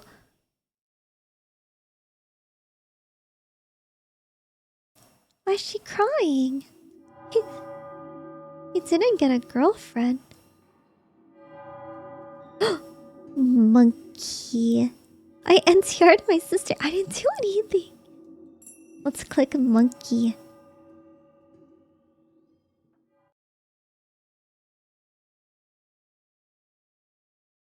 You don't need to understand, but tell me, am I all that bad? Lullaby, lullaby, it's time to part. Lullaby, lullaby, my jagged heart. Checkers. I don't know what that... I don't know what the checkers is.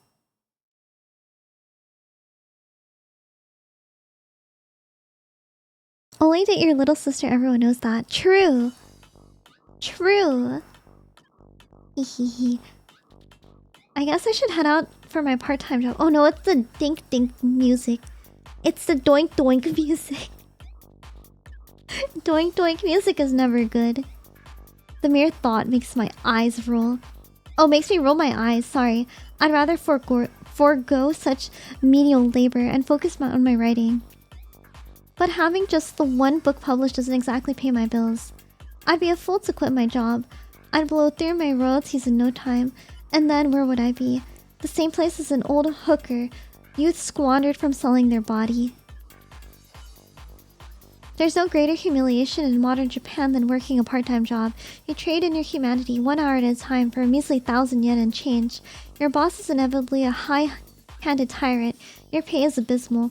No one wants to work a part-time job. We do it because we have no other resource.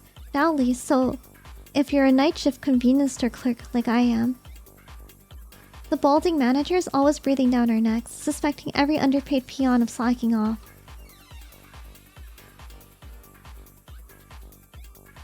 I can't believe we're allowed to labor under such conditions. It's madness. Just the other day, a coworker of mine, 30-something, looked to be a decent enough guy, was caught stealing sheets of postage stamps and given the boot. A single postage stamp is worth no more than 110 yen, but a whole sheet could sell for tens of thousands. Like $100. Those stamps really add up. I'm almost impressed with his resourcefulness. It helps that we barely talked, and I don't care when a near stranger steals a handful of stamps. He's nobody to me, and they weren't my stamps. Who am dink doinking? The schizo thoughts. And aren't we all living paycheck to paycheck, just trying to make ends meet anyway? We're all lunatics underneath the thin veneer of social acceptability. Look at me.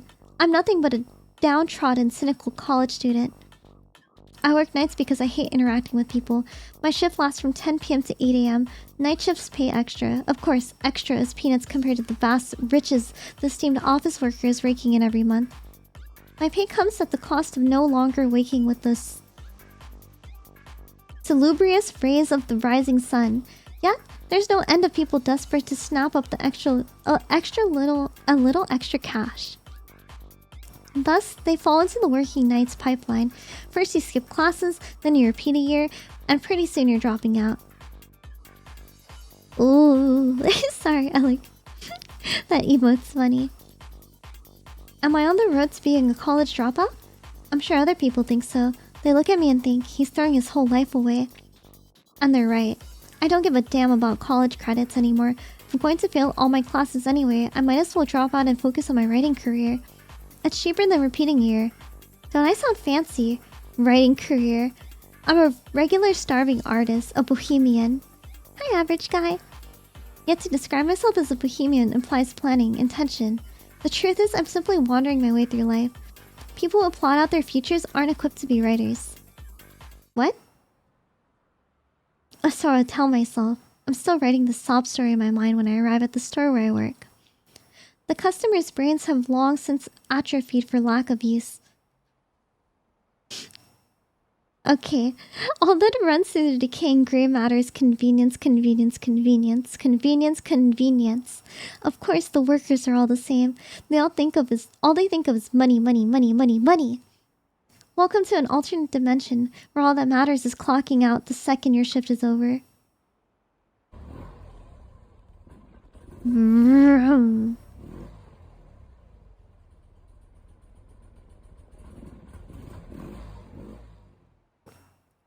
An engine's purr cuts through the stillness of the night. Unfortunately for me, it heralds the arrival of my illustrious colleague, the gentleman with whom I have the pleasure of sharing this evening. He's a prick.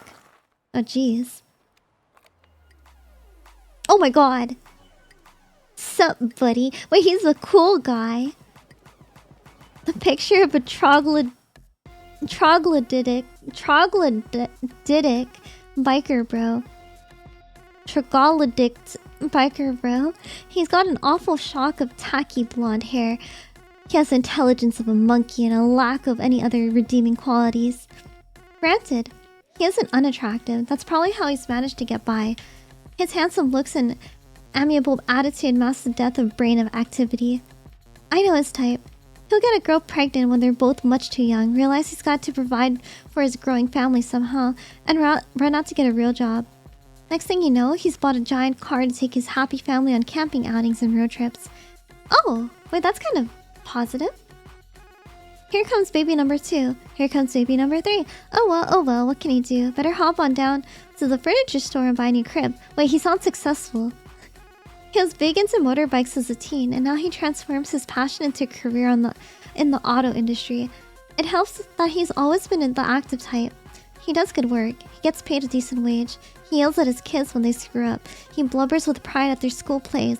He never thinks a complex thought. He lives a happy life surrounded by wife, kids, and similarly boneheaded bros. All hypothetical, of course. I don't think troglodytic is a real word. I don't think so either. Don't you think it's strange how backwards it all is? Why is society set up to reward the morons and punish the thinking men? I've never seen this cretin look unhappy once. It's just not fair. Wink. Hey man, don't be jealous of me. What are you talking about? I'm not jealous of you. You sure? You look like you are. Either way, happy to be working with you. Biker bros are a society of animals. It's no wonder they have such sharp instincts. They rely on them to survive. That explains why my coworker's so good at reading people.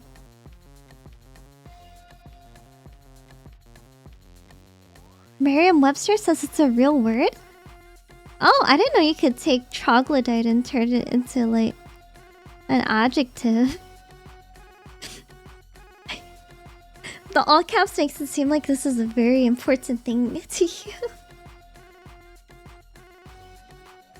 That explains why my coworker is so good at reading people. Kind of like me. Okay. He's just like me for real, for real. Hi Noah, hello. He hones his survival instincts because that's the only thing standing between him and disqualification from this rat race we're equipped to run. Oh my god.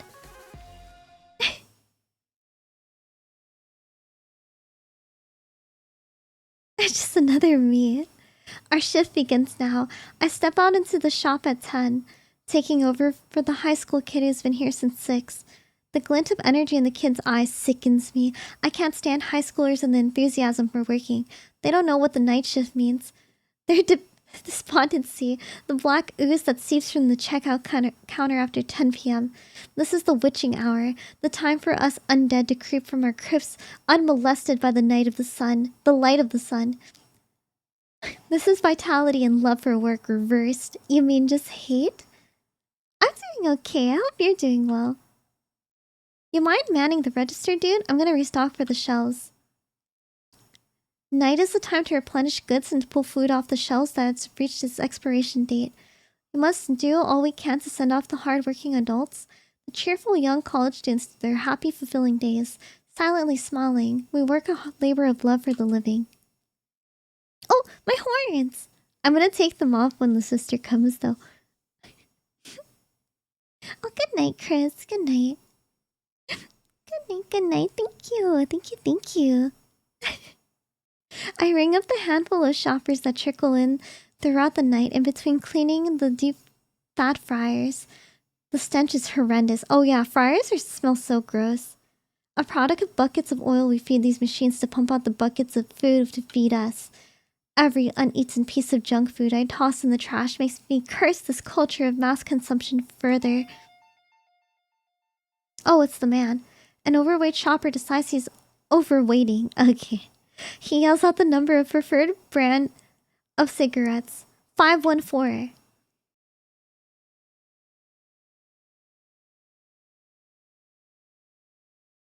$514, you said? One moment. Hurry it up, kid. I hate the people who come in to buy cigarettes. They're the worst. Who do they think they are, ordering me around with their numbers? I'm not a convict.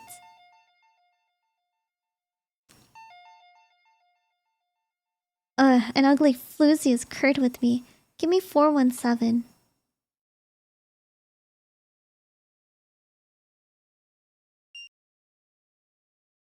Maybe she reserves her smile for the patrons to stuff 10,000 what? 10,000 yen bills into her bra.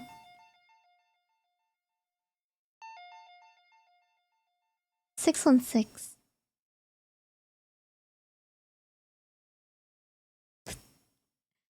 Apparently that girl is like a prostitute.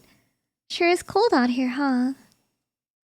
This one's a small talker. I don't mind the chatty types, but something about them breaks my heart. Not in a big way, and not in a way that I can put into words. But my heart is nonetheless broken. He's insufferable. The main character is very insufferable. They say it's gonna rain tomorrow.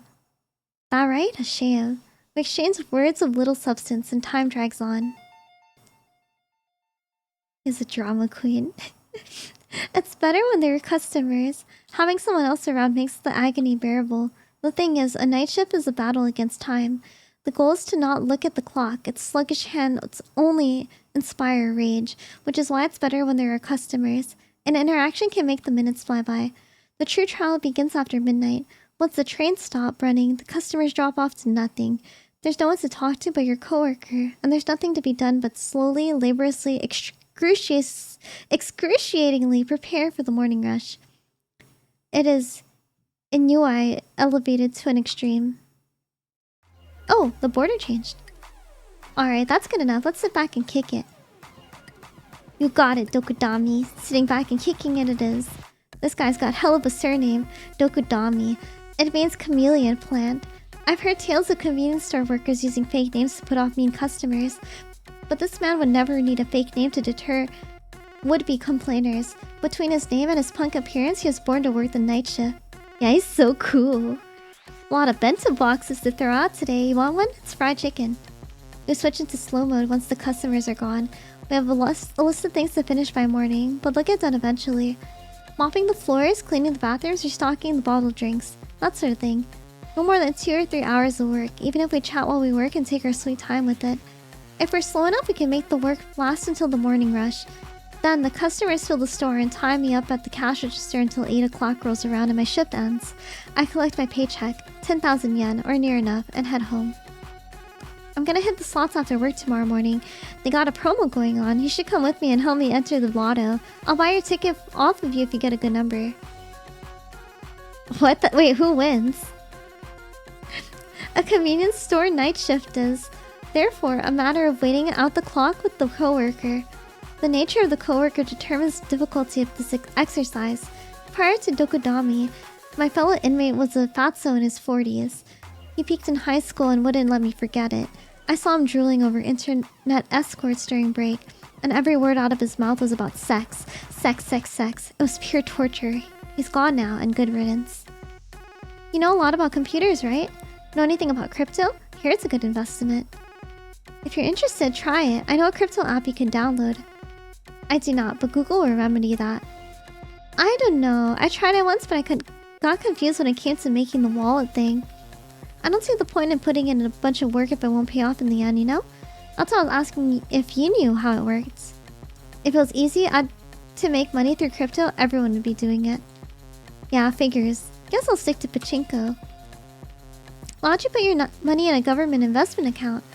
It's called NISA. You can build up a decent amount over time. A what now? Nissan? You're telling me the government goes around giving people cars? That's wild, bro. Hook me up. I gave you the chicken bento, so you owe me.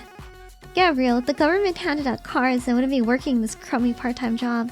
Yeah, figures. It's decent of him to ignore the way I treat him like shit.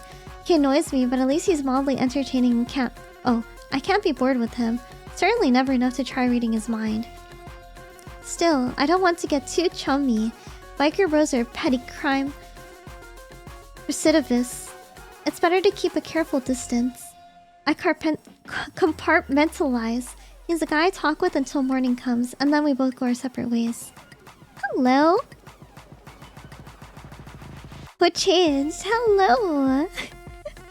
Is it my hair that changes that you're talking about? How am I doing? I'm doing good. Interesting game so far. I hope you had a good day. What made you start working here, Dokudami-san? The money, man. They don't care if I dye my hair either. All the math's done by the cash register, so I don't have to use my head or nothing. Oops. Who could pass up free bento boxes, am I right? More like bento boxes you're sneaking out of the trash can, but okay. That said, there's a tacit agreement that we can take whatever expired food we want, provided we keep it on the down low. The manager would chew me out if we got caught, but I'd quit on the spot if he tried to yell at me, and he knows this. To keep the peace, he makes sure we fulfill our bare minimum obligations and otherwise leaves us to our own devices. You know what we're treated like? Brownies. Helpful fairies who tidy up the store for next to nothing and vanish at dawn. We're barely human in his eyes. Coworker music's kinda cool. You do any drug? Hasuyachi? What are you, a cop? Ha ha ha, nah, sorry. I'm just curious, not trying to push nothing. I see. I pop a sleeping med now and then, or the odd mind-altering substance. Never enough to get addicted. Getting high off sleeping meds? What's it like? Nah, not that kind of stuff. Never sleeping meds. Don't have the weird amnesia effects. They're safer like that way. You're thinking of older medications. Am I? I don't know much about sleeping meds. I conk out the minute I hit the sack. Is that all they do? Make you sleep? Don't need that. It's a Latin word for something meant in a phrase like some kind. Oh, okay. Interesting. Yes, that's all they do, which is why they're called sleeping meds. I'm talking to a man with an IQ of 5. That said, it is nice to hold a conversation that doesn't require peeping into my interlocutor's mind. I am so... There's a feeling of safety almost. I don't have to think before I speak. This rare degree of spontaneity... I hate my life. Whenever we shoot the shit represents to me the platonic ideal of a casual conversation. The whole point of life is enjoying it. If you're not having a good time, you're doing it wrong. You got the meaning of life all figured out, huh, Dokudami-san? Cute. Sure do, we're here, so we might as well make the most of it. I don't get all your cynicism, Hasuyachi. Feels like a waste of time. You think you can do what you like, man. But if you ever want to live a little, you know who to call. By live a little, you mean never think about anything? Haha, you say that, but you're just as dumb as me. Me? Dumb? Sure, neither of us know shit. That's why we live like a couple dumbasses. Overthinking is a waste of time. Leave the thinking to the eggheads, that's my motto. The brainiacs can dream up a world for us, and punks like me can sit back and nibble on the fruits of their labor. It's that way for everything, even pachinko. You only gotta play on promo days when they rig the machines in your favor. I put serious effort into never thinking seriously, and it pays off big time. Huh. It's unfair how quickly he and his ilk can see right through to the heart of the matter. No matter we overthinkers, we nihilistic nerds, never stop bashing those animalistic punks. We're as incompatible as oils and water. Thailand, right? Fucking love that place. Cute girls everywhere, cute guys too. Oh, you think they're the hot chicks, and wham, they pull out their dicks. 2 for the price of 1, you know what I'm saying? You have to play hella loud music all night long, grab someone for a lay, fall asleep right there. It's awesome. Thai people, they got this saying they love, right? My pen rai. It means do whatever, man. It'll all work out. Those guys are pure optimists, so no matter what happens, they're happy. Yeah, mentality's everything. You have to put things into perspective. For example, just being a Japanese citizen grants you greater privileges than most of the globe. Exactly, it doesn't matter if you're jobless and poor. My pen rai, man, my pen rai. But while the Thai are doing their my pen rai thing, a bunch of white dudes are coming in and turning the country into a tourist attraction.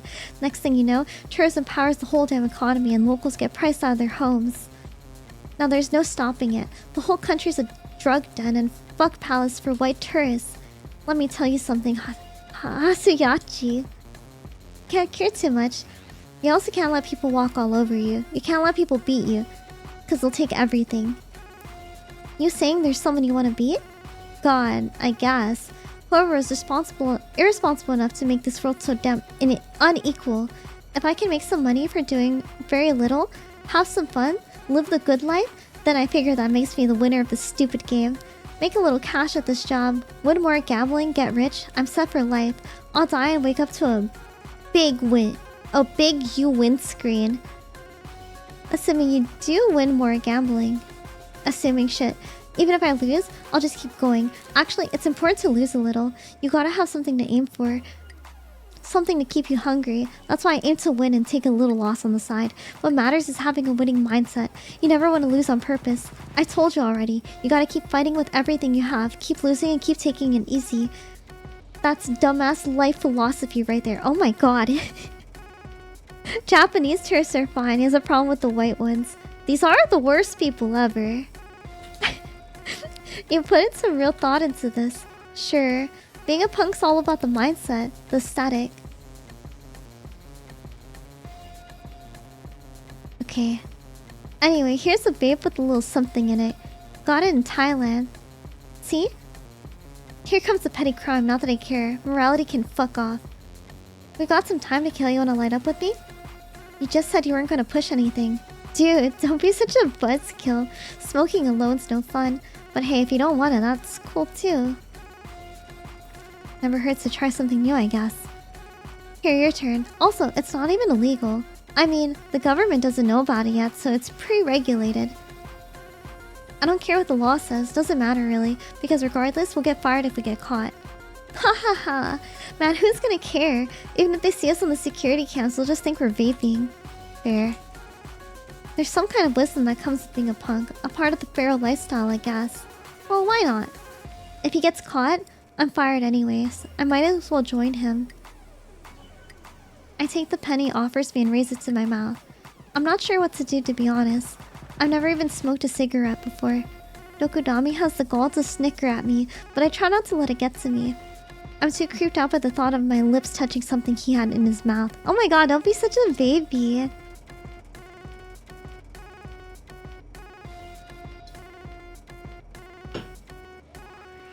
You gotta inhale.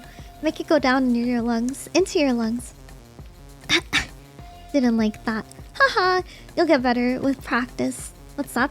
What's supposed to happen now? I don't know. We just gotta relax and enjoy it. Some people have a bad time on their first trip. But hey, my pen Rai. Corruption. I guess this is, huh? I feel kind of woozy. Ha ha ha ha. That's how you know it's working. Honestly, thank God we're getting high. The only thing that makes these damn night shifts bearable. The spraying laughter rings inside my skull.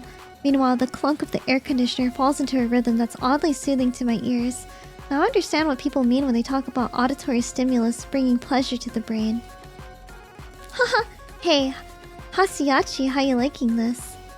I don't know, it feels weird. Am I gonna kiss him? Man, you're stupid. You're weird for slumping over and muttering to yourself. You gotta enjoy it. Laugh it up. We're both being weird. Even thinking is becoming too much of a bother. Some part of me wants to give in to this lethargy and let myself relax. Is this what it means to turn your brain off? Maybe Dokudami is onto something. If we're both weird, then his no-brain approach is by far the easier way to live. Hahaha, you'll be okay. This isn't even that strong, man. Right, let's get back out there and restock some shells. I might be able to, but you shouldn't. Your eyes are too red. No one's gonna notice. People come in this late are all crazy anyway. I mean, fair.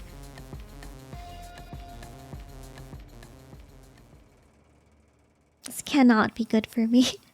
I managed to barely wobble through the rest of my shift at my snail's pace. I've never seen the sun so stabbing bright, and I hate it. Dokudami, on the other hand, is waltzing off to the pachinko parlor.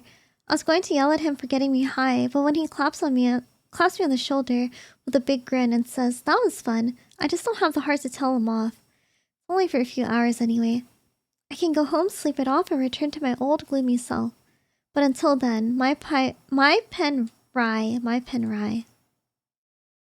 Well, I got high, I guess. Wait, what does my sister have to say? Uh-oh. You stayed out all night, Oni-chan? And you're still awake, Sahana? It's not healthy to be up so late. It's healthy to be awake at 9 AM. That's school time. But you're not going to school, are you? Nope. Hard removal, you're right. Thank you. Thank you, thank you. You should go every now and then, even if I go out for work. What a good boy you are. Oni-chan, your eyes are kinda red. Oh yeah. Society is cruel, but you can't give in to it. You're not allowed to cry. I'm not giving in. I'm not crying. Screw society. You can't conform to it either. You fight it, and you interrogate it.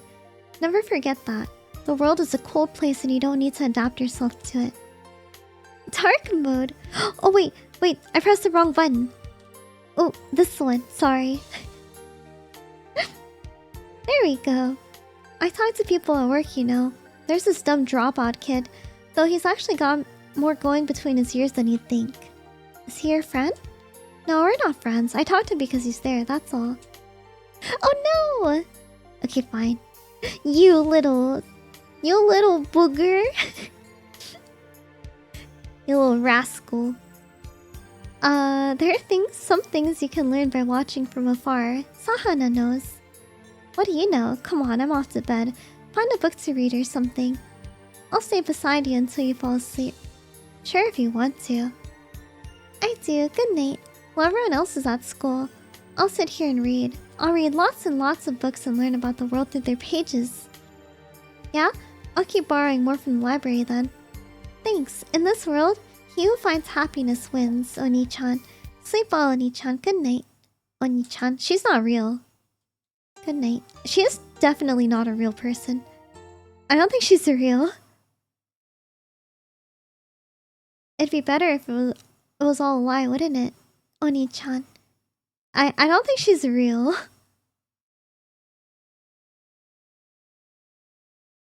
What? Do we have any theories? Oh, she's so cute! Oh my gosh! Oh my gosh, this is so cute!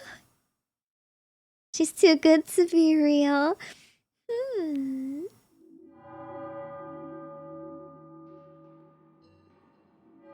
Does this mean I can replace stuff? I did this. Where? Yeah, he has to be a coping mechanism. Hi, Yama. Hello. Who likes hearing VTubers say Oni-chan? Probably. He'd probably want his favorite VTuber to play this game.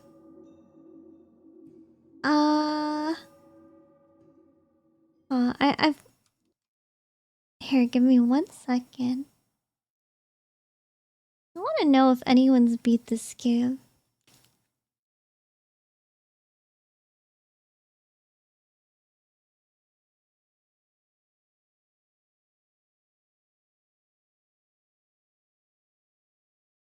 I want to know if I can one-shot this or...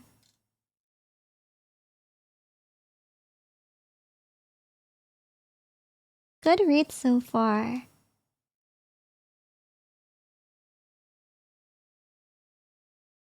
Okay, it's a short story. Okay, wait, we can finish this then.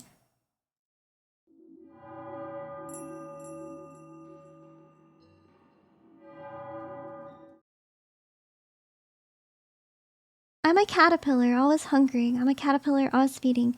The human chair. There's some people who want to be that.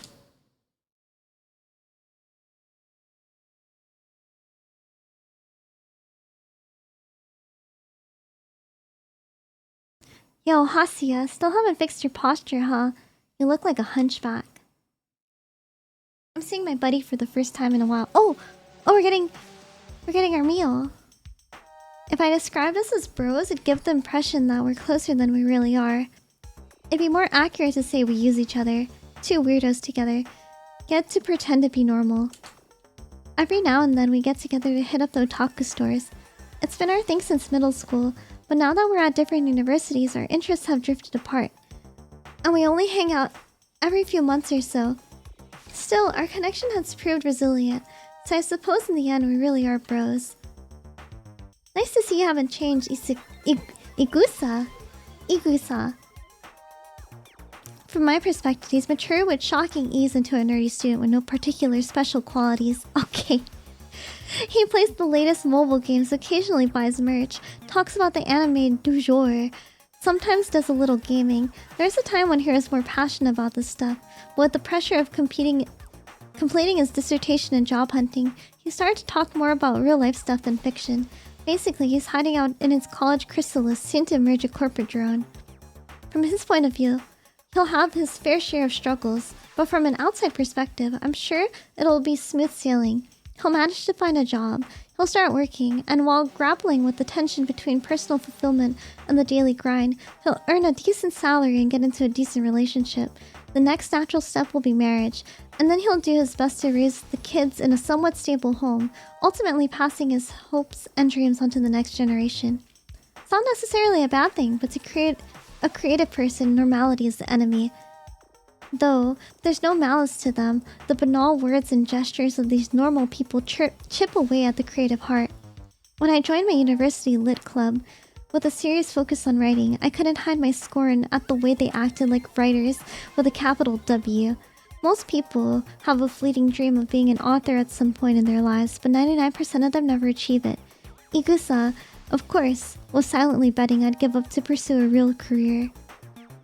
When he wished me good luck, there's no sneer hidden behind the words. He did, though, expect to make jokes at my expense later whenever I grew bored of the creative life, a pretty typical mindset.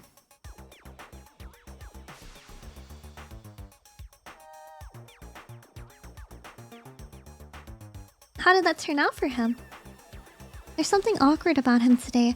While he leers at an anime girl keychain at the otaku shop, surreptitiously gauging my reaction. In my present, his actions resemble a caterpillar's, crawling, wriggling grotesquely along the ground. His mind is overcast. The average person's easily swayed by power and authority. To a regular college guy with job hunting worries on his mind, a published author who won a debut prize is, in terms of hierarchy, up in the stratosphere. Inferiority, jealousy, envy, it all blends together in a confusion of murky emotion. A sludgy, dirty gray, like when you mix together all the paints on your palette. He's fallen into the stagnant murk. You'd think, upon seeing his friend again after so long, he'd greet me with congratulations on my achievement, but he couldn't do it. His blended pride and guilt torment him over his inability to celebrate his friend's new start. The disparity between us, emotional turmoil, and his attempts to act natural remind me of a caterpillar's wiggling, twisting walk. What anime have you been watching lately, Igusa? Anime? Oh, this and that. He's being vague. His emotions are shifting into fear. Desperate to protect his own self-esteem, he breaks into a cold sweat. He's afraid to voice his thoughts on anime and manga, to reveal his preferences to an author. He dreads coming across as shallow or leaving a vulgar impression. How about you, Hasiya? I'm more about books these days. Yeah, I figured. You're an author now, after all. His sense of invincibility felt by university students is a complex thing. The sense. You've graduated high school and officially become an adult. You're tasting freedom for the first time. The web of your relationships grow. You can stay out past 10 p.m. without getting yelled at. You can drink and smoke at your own discretion. It's like that feeling you get in an RPG after you finally finish the long-ass tutorial, when the map opens up and there's an entire world to explore. He must have felt like he could do anything. And he must have been deeply wounded to discover the vast gulf between that sense of power and freedom and the realities of life. Freedom breeds inequality. The popular kids breeze through life. The gap between him and his peer widens. He goes on social media and he finds some guy he remembers as a fellow outcast who has gone viral with his shorts. All the while, his insecurities and biases relentlessly hollow out his still developing soul. Igusa is desperately trying to prevent his pride from taking a beating. Up until now, he's had the upper hand between us, being the one looking for a real job. In comparison, I was the wannabe writer, working the night shift at a convenience store. If my books never went anywhere, I'd be cast out into the world and left to rot in dead-end part-time jobs. By then, Igusa would be moving forward a gainfully employed member of society. It's not being ironic. This is the person's manifesto. I chose this path, so I didn't care, but my chancy lifestyle put his mind at ease. Do you think these are real people in the writer's life? Igus is not all that clever. I expect his university life at its best mediocre. I rarely read any hints of self-confidence from him. There's anxiety, like he's trying to convince himself of his own validity. That's what it's like to be a waste of space, and at the same time a sense of release. At least I'm doing better than Hasuya, damned to the part-time held forever. In the hierarchy of fellow failures, being able to scrape by as an office pleb becomes a form of identity. All of the people are the writer? Basically, he's freaking out because the tables have been turned, and he's no longer the one looking down on me from his safe space above. Once our excruciating hike through the otaku shops is over, we head out to the cafe. Igusa starts conspicuously vaping, and his confidence increases slightly. Seems like he wanted to show off that, yeah, he's a student, and he can do this kind of thing. Okay. A grey haze fainter than the chaotic brain fog of his emotions cloud my vision. Perhaps feeling that he has the edge now, he finally broaches the main topic. So, how does it feel being a big shot author? He's still not fully over it. Adding that snarky big shot is him trying to make himself feel better by taking a dig at me, acting like I don't have the talent to warrant real respect. He's still trying to convince himself that my prize win was a fluke. He might even be right. After all, I haven't published a follow-up yet, so I could end up a one-hit wonder. I'm still a newcomer, a baby who's taken one small step. To be honest, like, I don't think the main character is wrong in his analysis of this guy and the coworker. I just think he's surrounding himself with not great people. Still, from the perspective of your average otaku, it's more like a giant leap to the moon. It's pretty rough, to be honest. I don't know what I'm gonna do about the sequel. Pretty sure winning the debut prize was just a fluke. Nah man, you got this. You got the special something, you know? When I play it down, he's obviously relieved, at least in terms of our interactions. When he gets to play the good friend calming the nervous newbie, he feels like he's a step above me. Is life the constant repetition of these charades? Hey, you're the one who writes these long, passionate posts where you get all philosophical about the realitat of moe anime. Actually, that reminds me, my Lip Club's putting out a zine soon. Why don't you contribute something? Sorry, I need water.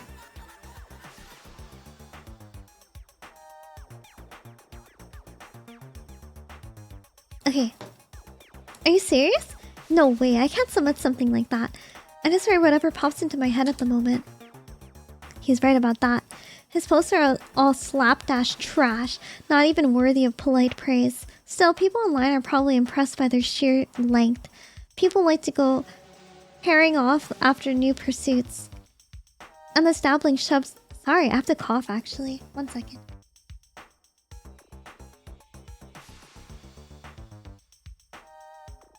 Okay, I'm back. And the dabbling shoves their face into their own limitations. Through this process, they transform. His posts are cobbled together from their provocative opinions found on clickbait news sites. Whether you're gushing over something or tearing it apart, an extreme position garners reactions, and some people did respond to his essays, giving him a tiny taste of success. You agree with it in an annoying way. Kinda, that's how it's... Yeah, when someone says something you agree with in an annoying way, that's exactly what this is. The good thing about Igusa is that he's content with that. He won't get delusions of grandeur and start writing more biased pieces, seeking praise from people who already agree with him. He's nothing of a coward. Oh, he's nothing if not a coward. He chose a college degree and had a workday life, so as not to stray from the societal herd. You're a lucky guy, Hasuya. Girls are gonna be throwing themselves at you at Lit Club. Depressingly, a university student's every passion seems to boil down to sex.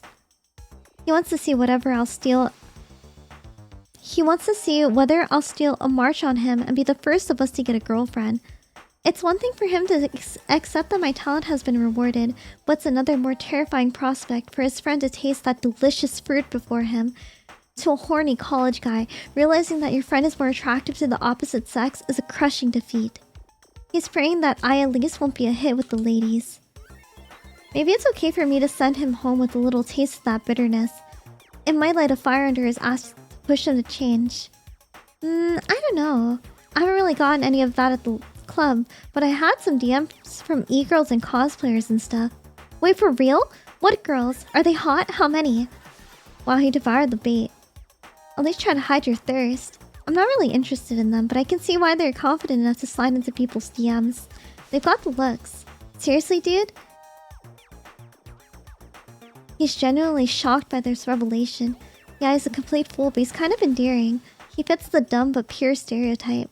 But people don't like being pinned on the wall. They wriggle. Hey, why don't we meet up with one of them together? Have you seen the shit filters can do these days? We can see how they compare to reality. How sleazy, how vulgar. It's all just pathetic, down to the way he casually offers a rationalization for him to meet these girls, as though I can't see right through him. He's still hanging on to meager hopes on the belief that he'll have more luck with women than me. Thanks to his prospects of stable employment, that'll come off as misanthrope, and he'll glow by comparison. Deep down, though, lies the even more frivolous wish that he might get to meet a cute girl. Every reaction is exactly as expected. He feels at ease when he can look down on someone else, and becomes slavish when he knows he's been outstripped. A caterpillar squirming along exactly as programmed. A vile, pathetic caterpillar. Still, here in Japan, there's a reasonable chance that if you put in any reasonable amount of effort, you can be reasonably happy. You are spamming this word, sir. We all start with a huge advantage simply by virtue of being born in this country. Count your blessings, Igusa. You start your new life in your new career and metamorphose into a functioning adult. You'll forget all about me. We're all headed down different paths. The only thing I'm sure of is that we need to put a healthy amount of distance between us before we can hurt one another and grow disillusioned. Damn, a literary master's life sure is a lonely one. You tell yourself that. You tell yourself that. Oh, my sister! You've got an even stranger look on your face today, Ani-chan. Really? I can't tell. What do I look like to you? Kind of like you have a guilty conscience. What's that supposed to mean? Be more concrete. You met up with your friend today, didn't you? Yeah? I'm guessing he was weird about you becoming a published author. Yeah, kinda. It takes a lot for someone in his position to offer some sincere congratulations. Did it make you feel good to see him squirm? Can you read minds now? Hehe, I'm just playing it. I'm playing at being you. You're the one who enjoys deciding what other people are feeling. I really can't call myself an author. I guess not, but your book is published and available nationwide, and that's proof of some level of recognition. Not enough for a second printing, but in the red right now. I'm in the red right now. I'm just a burden on the publisher. Still, your talent is being recognized, and that's amazing. It's nice while it lasts. Adults sure have it rough. I'm sure the time will come when it's your turn to feel inferior to your friend.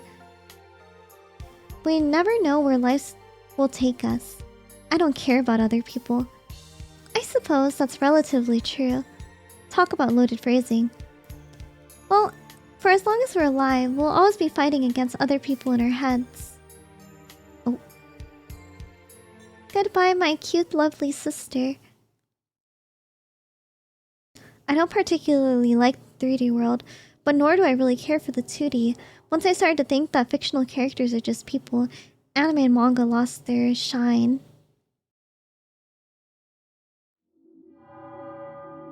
Will you all hate me if I save the last two for maybe like tomorrow night? Oh! Is this meant to be played in one go? How, good morning. Did I knock my sister up yet? I don't think she's real. I There's no escape button. It's short. I think there's 2 more hours. I don't know if I can read for 2 hours. Out loud, out loud. Maybe during the text I can see. 4 hours is pretty short for a visual novel. But will you take me out dancing even when I'm old? No miniskirt for me, outshone by the youth. Will you take me for a drive even when I'm old? Cruising along the top down, wind blowing in our hair. Chisato Moritaka, even when I'm old. I can't read either. No! No, out loud. My sister and I are so weird that you must be wondering what the hell our parents are like. Well, they're perfectly normal. Genetics is complicated, and yes, very rarely something happens that reminds me that we really are blood related.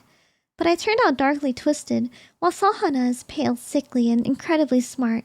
And now, well, here we are. Oh my god, look at her whoopies.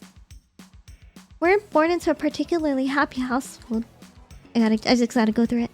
Then again, it's not the worst. Our parents are fine with Sahana skipping school, and now that I'm in college, they don't really interfere with my life. They're arguably kinda neglectful, which isn't great, but on the other hand, at least they're not like the tiger parents you hear about. Maybe she is real. Well, I don't know how to stop. Escape is not an option. No, there's no... I can't save. There's no escape. Our father wolfs down his dinner and disappears into his room. We linger at the table eating slowly. My parents have their own worries, but for better or worse, they share a pretty typical outlook on life. They just ignore stuff and hope time will magically fix their problems. I know because I can see their thoughts. The problem is their relationship has grown cold, and it's begun to warp them. As they age, they're walking down the classic path of middle-aged sleaziness. Our mother is in a weird battle of one-upmanship with her mom friends, while our father constantly cheats on her. They barely even speak anymore. But if they stay together for appearances, they have some affection for Sahana. But since she's such a gifted child, they're hoping she'll bring in the big bucks one day. Okay, so she's real. Yeah, I wonder why they did that. They seem to care about me too in their way. I'd say we're an average household, albeit one where family comes second to the mom petition and the whoring. On the surface, things look fine, but open the lid and you'll see that our bonds are as flimsy as a sheet of paper flapping in the wind. Food looks good though. Oh. Mom's pretty proud that her son won a prize for his light novel. She was resigned to me being a deadbeat for life, and she seems relieved that I finally got some prospects. Plus, it's something for her to brag about to her mom friends. I guess there's nothing wrong with boasting about your kids.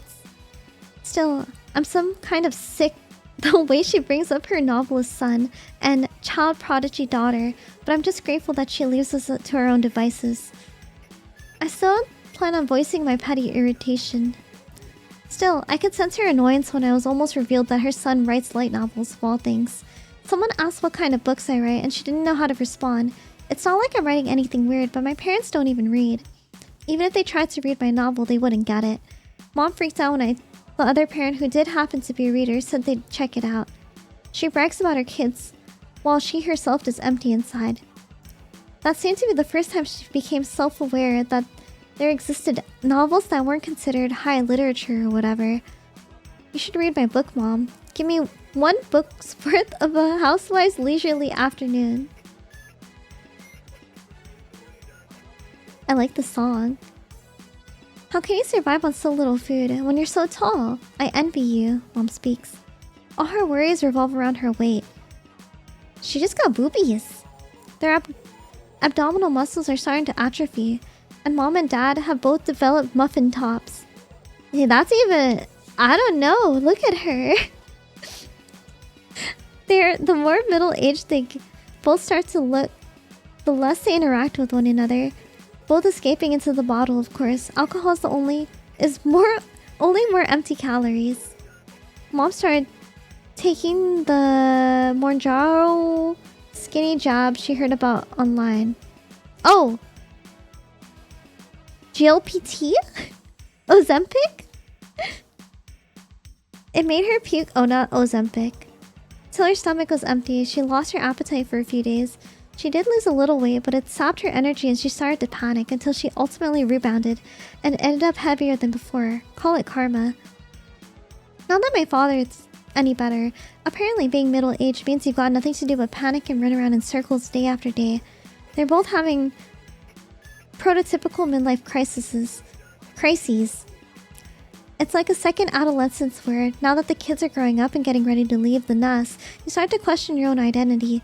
There's no time to think about anything else when you're focused on raising kids. While I can't claim to have a career, it at least looks like I'll be able to financially support myself with my writing. And now their wrinkles deepen as they wonder what they're going to do with their lives from here on.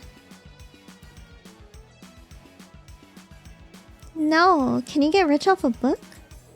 Mom is engaging in slightly off-kilter fantasies as usual.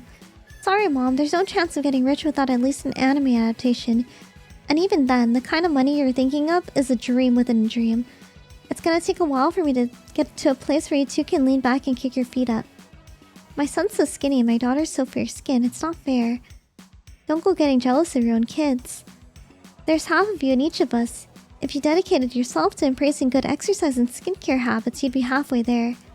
But dedication is extremely difficult to muster when you're dealing with the encroaching indolence peculiar to middle age. She's fed up in every sense, so she chose the easy route. But see, people find no fulfillment in a life without effort. Thus, she ended up having a midlife crisis. In her second adolescence, though, she's more late-blooming Sakura than a fresh spring bud. A piglet blossom, swollen and bloated in all the blood she's suckled. He's off sleeping around while I'm here struggling. All a man needs to snag some dumb bitch's money. It's not fair. Everything is a target in her envy. Don't worry, Mom. Love for sale is meaningless. There's nothing to worry about. She can't forget how she used to shimmer and shine. She wastes her days trying to get back to a time when she still glittered. I need to stop snacking between meals. Maybe I should try Mounjaro again. I wonder if I could get rich filming my gifted daughter and showing her off online. Wait, I'd probably have to get her on regular TV first if I want the videos to sell. If I wanted to have a good time, I have to empty my bank account at a host bar while he gets full service for 30,000 yen. It's not fair. Maybe I could go to a brothel that caters to women. What if I got saddled with a real uggo? Then again, anyone would be better than this bald old fart. How do all the other women married to old losers get their rocks off? Maybe everyone's going to brothels? Sure doesn't seem like a sign you're living the good life. I wish I was rich.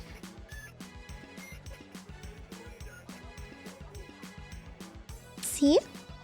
On and on the days trudge. I wish I wasn't able to read people's emotions, but I was born this way. If either of them does anything to Sahana, they'll taste my wrath. But so far there's no sign of anything so dramatic happening. All of humanity lies stranded in the doldrums, carried slowly on the current towards death, idling through fruitless, pointless days, listless, always listless.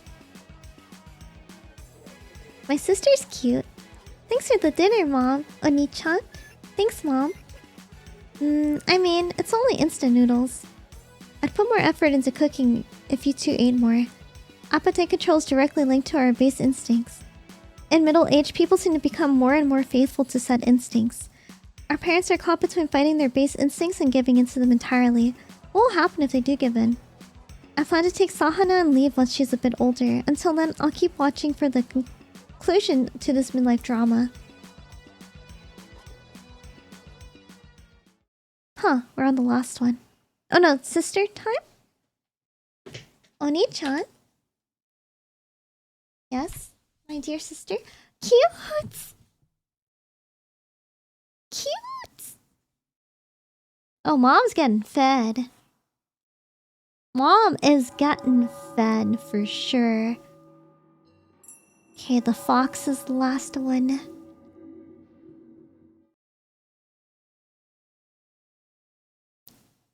One little poppy. I read that as pony, then poopy, then poppy. Burning bright, watch me come alight. They're my first star shining in the night. Collected poems of Shuji Terayama. Woo woo. Oh shoot, I forgot to take off my horns. You've got to be careful when it comes to it's the doink doink music. Okay.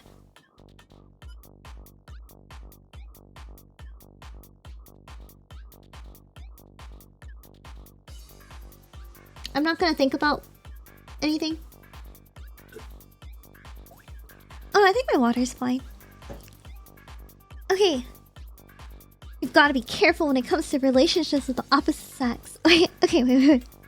Penis, it is penis music.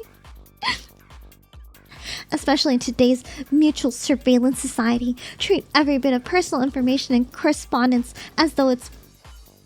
Sorry, it's really windy.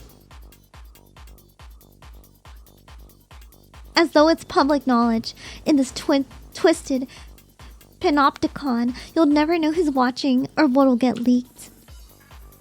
The direct messaging feature on most social media platforms is a particularly temperamental beast. Young men and women are engaged in a perpetual struggle. Their objective is to find and couple with the best possible specimen of the opposite sex, all while dodging the pitfalls of our surveillance society. In this invisible war, DMs are a powerful tool to steal a march on the competition. As long as messages stay private, they let you interact out of sight of prying eyes. Move the conversation to Line or Discord, and you've cleared the first hurdle. Screw it up though, and your head's on the block. What? Now, any degree of success attracts some amount of attention online. As I mentioned, even my inbox sees its share of traffic. Opportunists looking to stake their claim to an up-and-coming light novel author pour in by the dozens. Well, at least my 2s and 3s. That's very different numbers. But it was this girl who caught my eye. As I said before, I got a DM from a small account saying she loved my work and wanted to meet. I clicked through the profile of a typical university-aged e-girl. Classic literature, famous paintings, gender issues, retro anime, classy cafes, shallowly invoked between a smattering of her best moody selfies. She flattered authors who looked on the verge of going viral, no doubt sliding in their DMs the moment they let that attention go to their dicks and respond.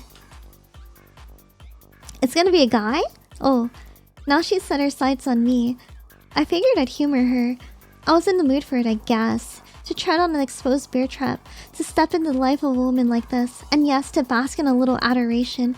If I could use it in my work, all the better. To be clear, I wasn't planning on fucking her or anything. I couldn't have mustered the interest if I tried. Being able to read people's minds makes romance and sex into tedious endeavors, like taking an endlessly long test you already knew the answers to. Even mere attraction is a distant dream. Once I realized life is suffering, I lost the appetite entirely. Well, I guess I'll go say hi. Bye, Sahana. I'll be back soon. Jesus. Yeah, I'll get late, I guess. Okay, water time. Okay, we're meeting a girl. Okay. I'm the first to arrive at our meeting spot. I'd expected as much. Usually it's the guys who have to take the initiative. The girls are the valuable commodity, the ones who can afford to be discriminating, and their scheduling reflects that imbalance. Or maybe I'm just stereotyping. Hey, sensei, sorry I'm late. Oh my gosh. Okay, I didn't think... Okay, calm down. He should just post his pink tits. Oh no. Her chestnut-hued pigtails bounce brightly. White and blue ribbons flutter with the hair they bind, touching her Lolita dress, its skirt drooping like a weeping willow. Passing old-timers gawk at the bosom emphasizing cut and the way her short skirt catches the wind. It's like she was designed in a lab to turn men on. Chestnuts. I find sexual desire an exhausting notion. Sex is the need most people are keenest to hide, much more than its cousins, food and sleep. Oh. Can you hear the music?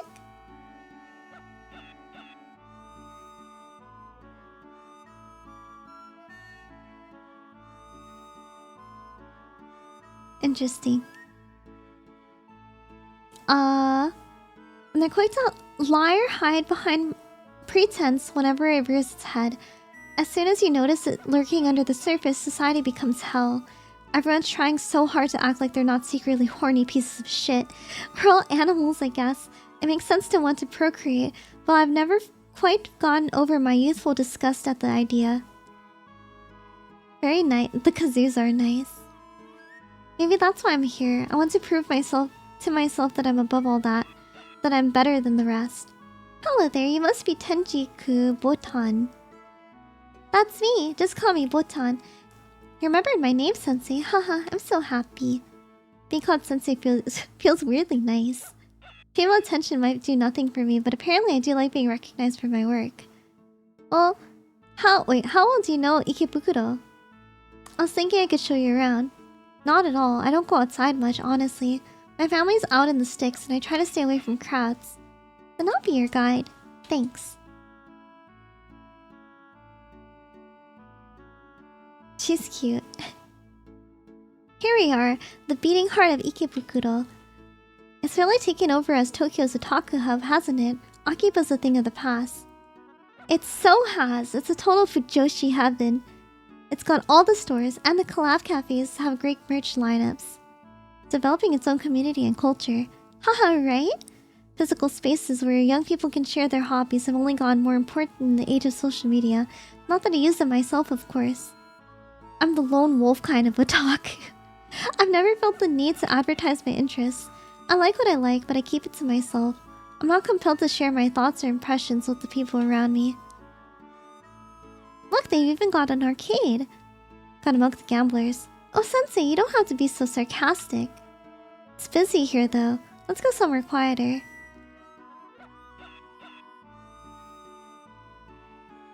He seems nice.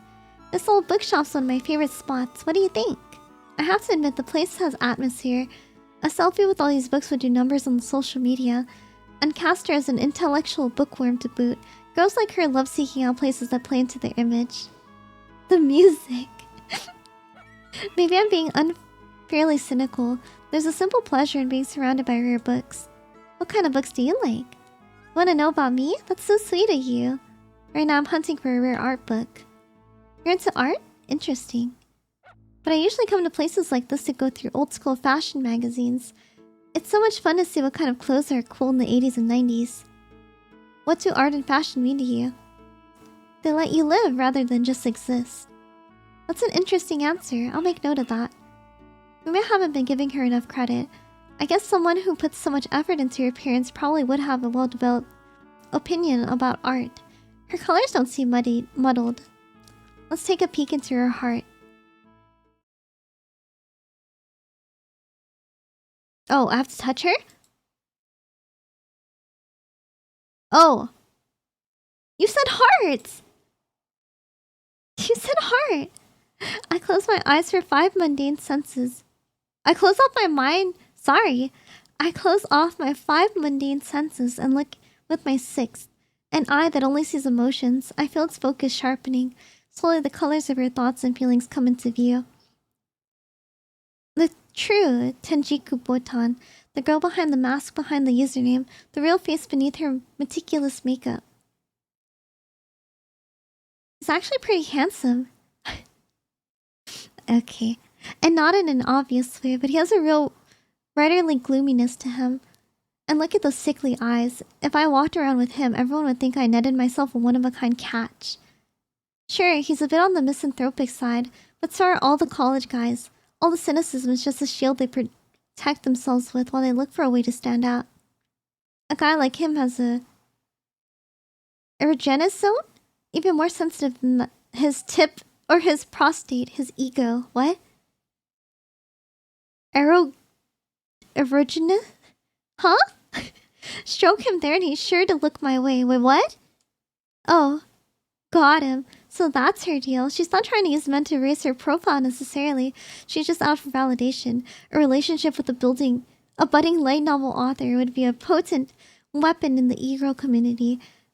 But she isn't necessarily lying about being into me or wanting me to like her. Only human emotions are complex color gradient. Even what I see is only one point of view of her heart. Her belittling of me and her reverence, her appreciation for my work and her judgment of my appearance, they're all wrapped up together.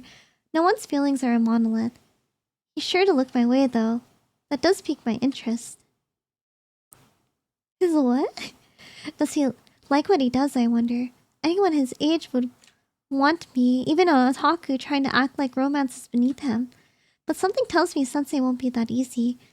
He's still keeping me at arm's length. He's playing the aloof genius a little too hard, I think.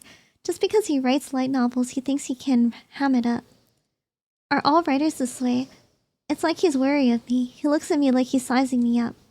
I wonder if he's planning to use me in his writing. That's kind of hot. I wonder what he'd do if I wonder what he'd do if I put the sex appeal on full blast. Could give him a glimpse of these lacy panties. Maybe once we've had a few drinks. Could wrap myself around his arm and lace my fingers through his. Bet he'd loosen up a bit once we got back to the hotel. Everyone does. Would he grab my boobs? I wonder. Stare a hole through my panties? Give in to his urges and ravish me? Oh jeez. Oh jeez. Erogenous? Erogenous. Okay. Well, she's a regular girl in some ways. She's indulging her own sexuality under the guise of imagining mine, picturing me ravishing her to fantasize about being used as an outlet for male desire, desperate for an opportunity to affirm her body's worth. I think he's projecting. Headed under that demure dress is a body burning with passion, but I won't be the one to feel her heat. The fantasy only lasts a moment. By itself, it isn't enough to make her succumb to desire. And if it did, I think revulsion would still win out. She'd be disgusted that she got so carried away over another man. She rates her own body too highly for that. Her youthful hunger for pleasure clashes with her reluctance to sell herself short. In that sense, she's very much her age. I'm gonna get one, Sensei.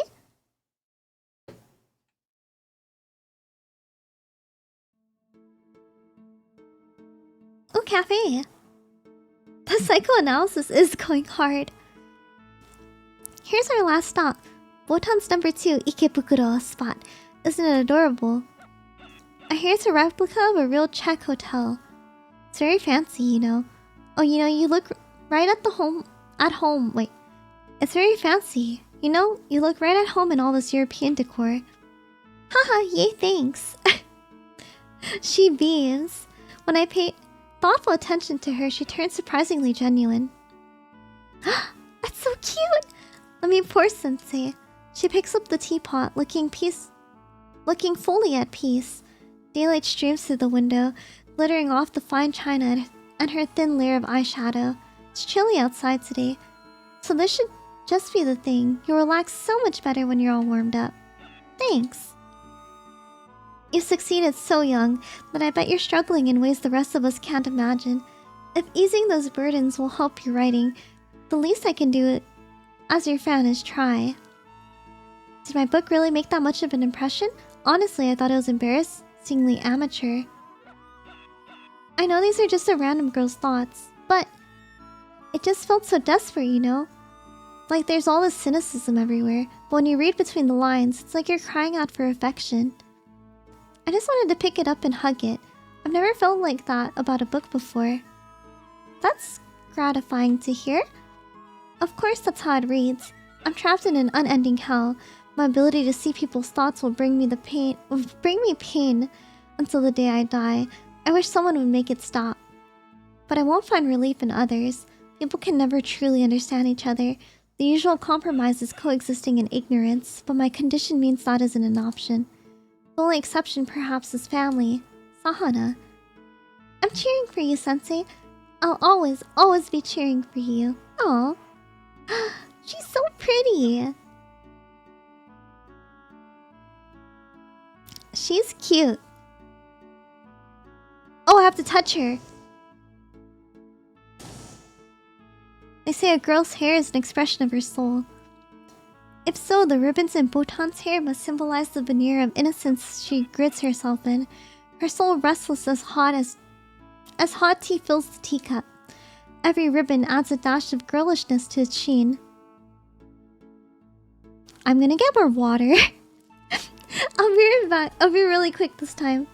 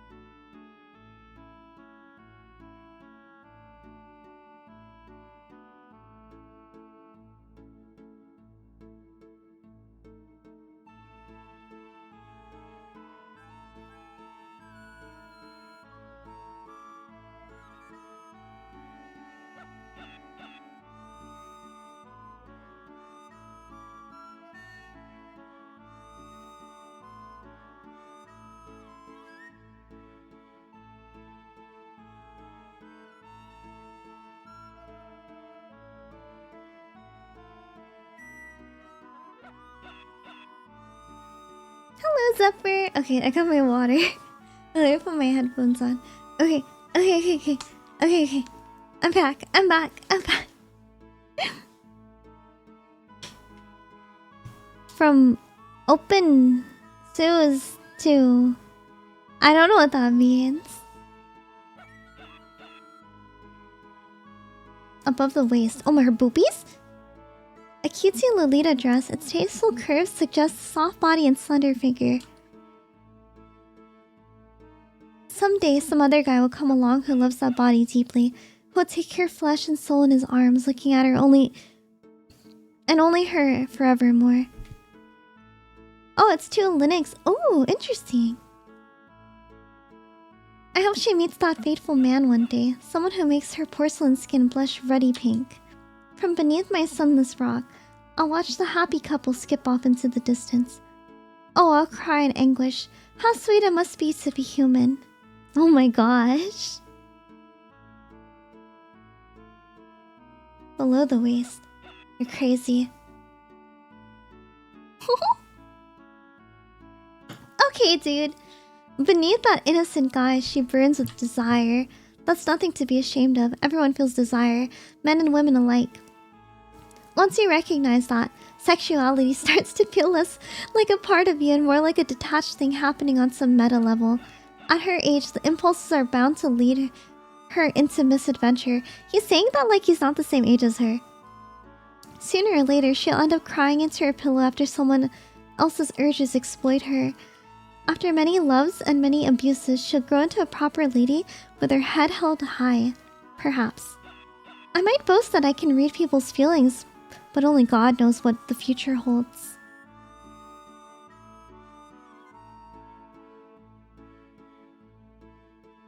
Lips? Oh wow. They say people are subconsciously drawn to water because it makes up more than half the human body. I don't know how true that is, but her dewy lips and eyes are like pools that are certainly appealing. I think he likes her. I don't know. I don't think he likes her. I think he's like... I don't know. He's definitely having thoughts that he's denying.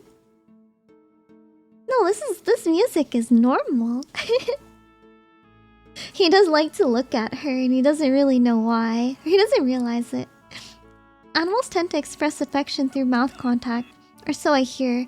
Dogs like to lick their owners, for example. On first examination, kissing is pointless. It's not even a sex act. But in its pointlessness, it lets partners affirm their affections on a level beyond sexuality. What flavors of male affection have those pale pink lips affirmed, I wonder? Yeah, I think he likes her. Okay, her eyes. Let's see. Her eyeshadow is distinctive, an appealing red with a touch of sultry pink at the edges. I'm sure her naturally lidded gaze has stolen plenty of hearts without even trying. Eye contact is at the heart of communication. Eyes touch a mood sparks. Eyes touch a mood sparks, and we mistake that instantaneous feeling for attraction, for love, for friendship. That goes for more than just people. Dogs and cats make eye contact with their owners too. Gazing into someone's eyes is a sign of trust, an invisible coin humans have traded since immemorial. Wotan's distinctive eyes surely give her an edge in that crucial establishing moment. Sensei! See how impactful they are when you look at them directly. She knows how powerful her gaze is, that's why she wears such a striking shadow. She knows you're staring. Let's do this again sometime, Sensei. I'll message you, okay? Every time the world hurts you, come back and warm yourself back up. Take all the good and bad it can do to a delicate man, all those sights and memories and smells and emotions, and pour them into writing a wonderful book. You have that skill. You can experience sadness, experience suffering, and turn those dark, twisted feelings into words. You're born with that curse and that blessing. Let's get tea again sometime. I'll pour a cup for you whenever you want. I really, really loved your book. I think she's a sweetheart. I think she's normal. My sister. Ooh. You met up with a girl, Oni-chan? That's new. You know, it's kind of spooky that you sussed that out so quick. You smell a bit different tonight, I think. I don't mind though. I'm glad you're still like the other boys in some ways. Hey, don't get the wrong idea. It wasn't some hookup. I was just gathering reference material, that's all. That too is something other boys do, getting flustered and trying to deflect. Hey, there's no good way to talk about the opposite sex, is there? No matter what you say, everyone will interpret it romantically. Such a pain in the ass. How did you meet her then? She DM'd me. She said she likes my work and wanted to chat face to face. And I figured I could get some material out of it. Plus I was curious. That's all, I promise. Oni-chan? What? I realize this unusually boring advice for me to give, but you're a published author now, and that means you need to be more careful about meeting fans, especially girls. I guess that's a fair point.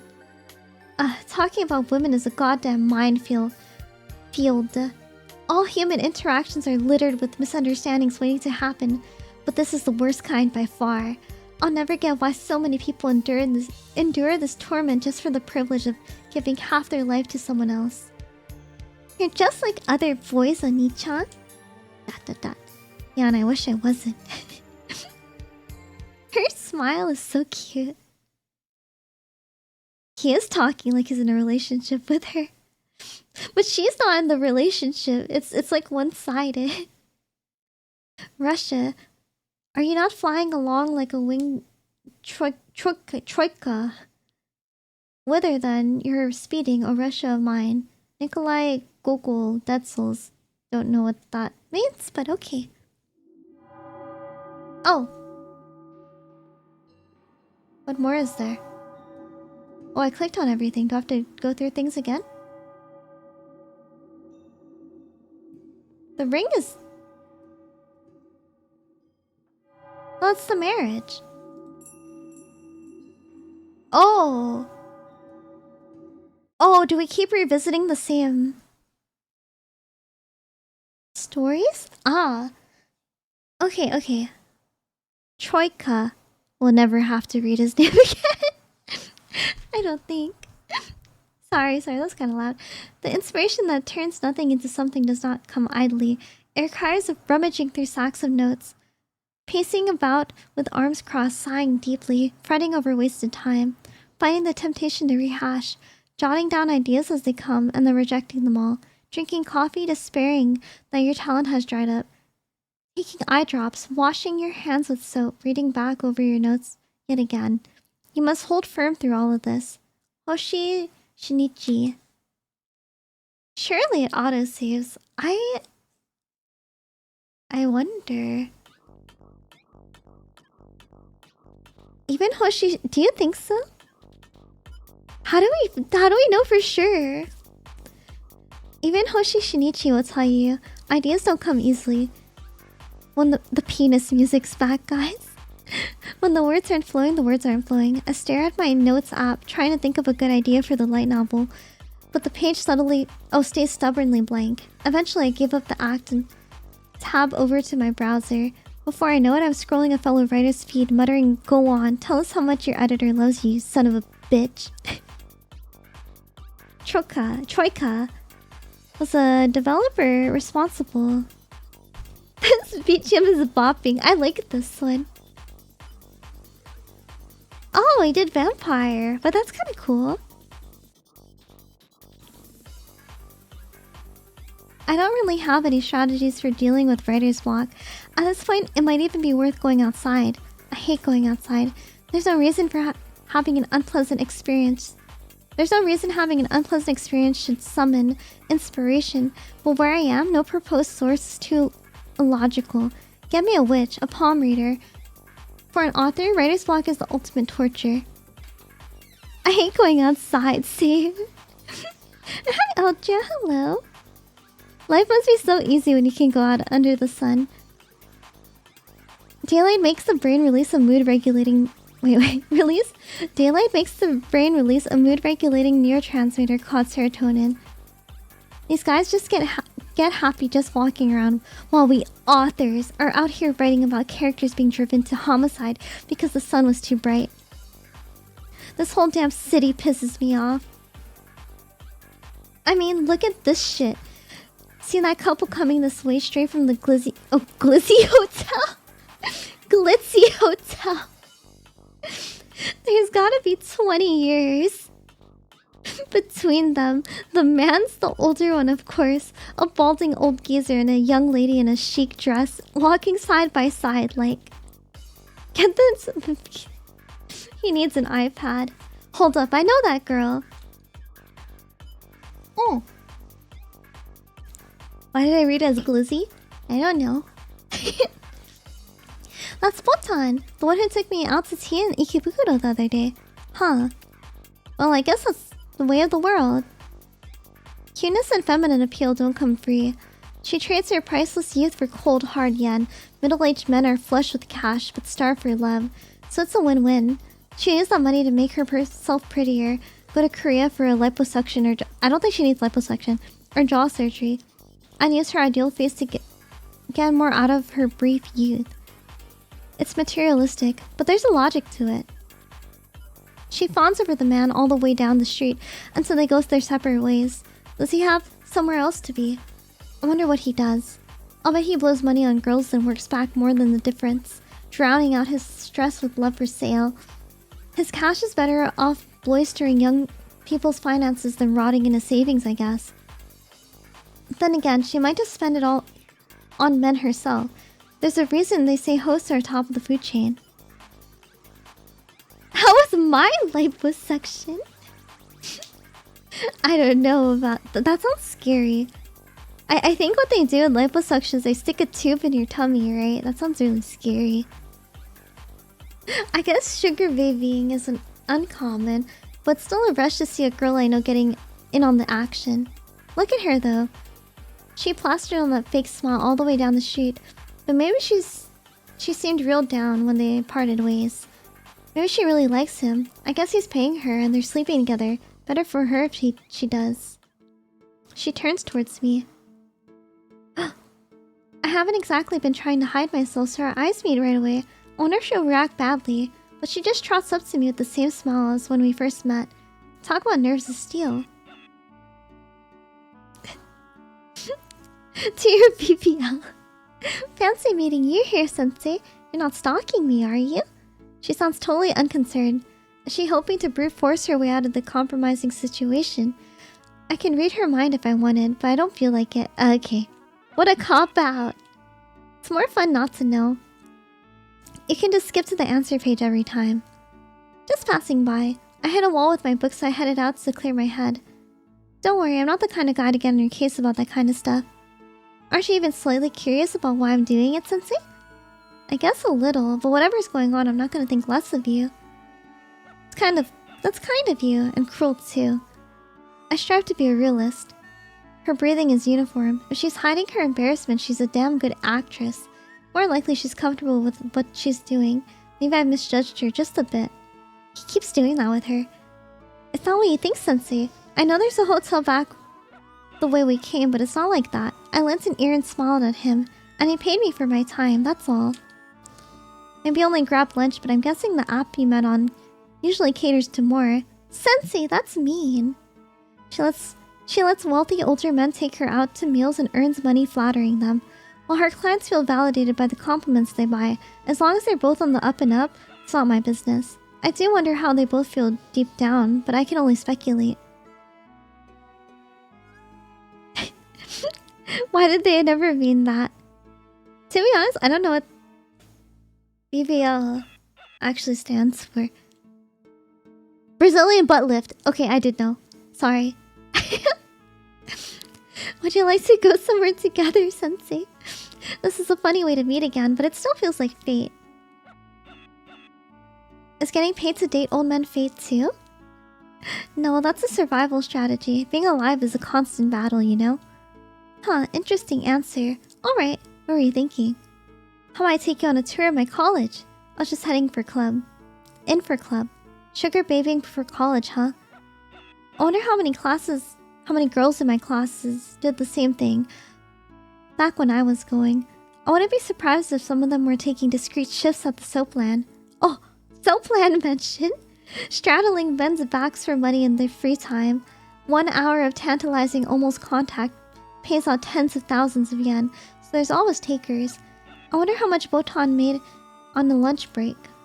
In a lunch break. Does it disgust her to think that fancy dress is paid for by old men's spare change and libido? I don't think she cares. Then again, clothes are clothes. He's attaching a lot of things to these clothes.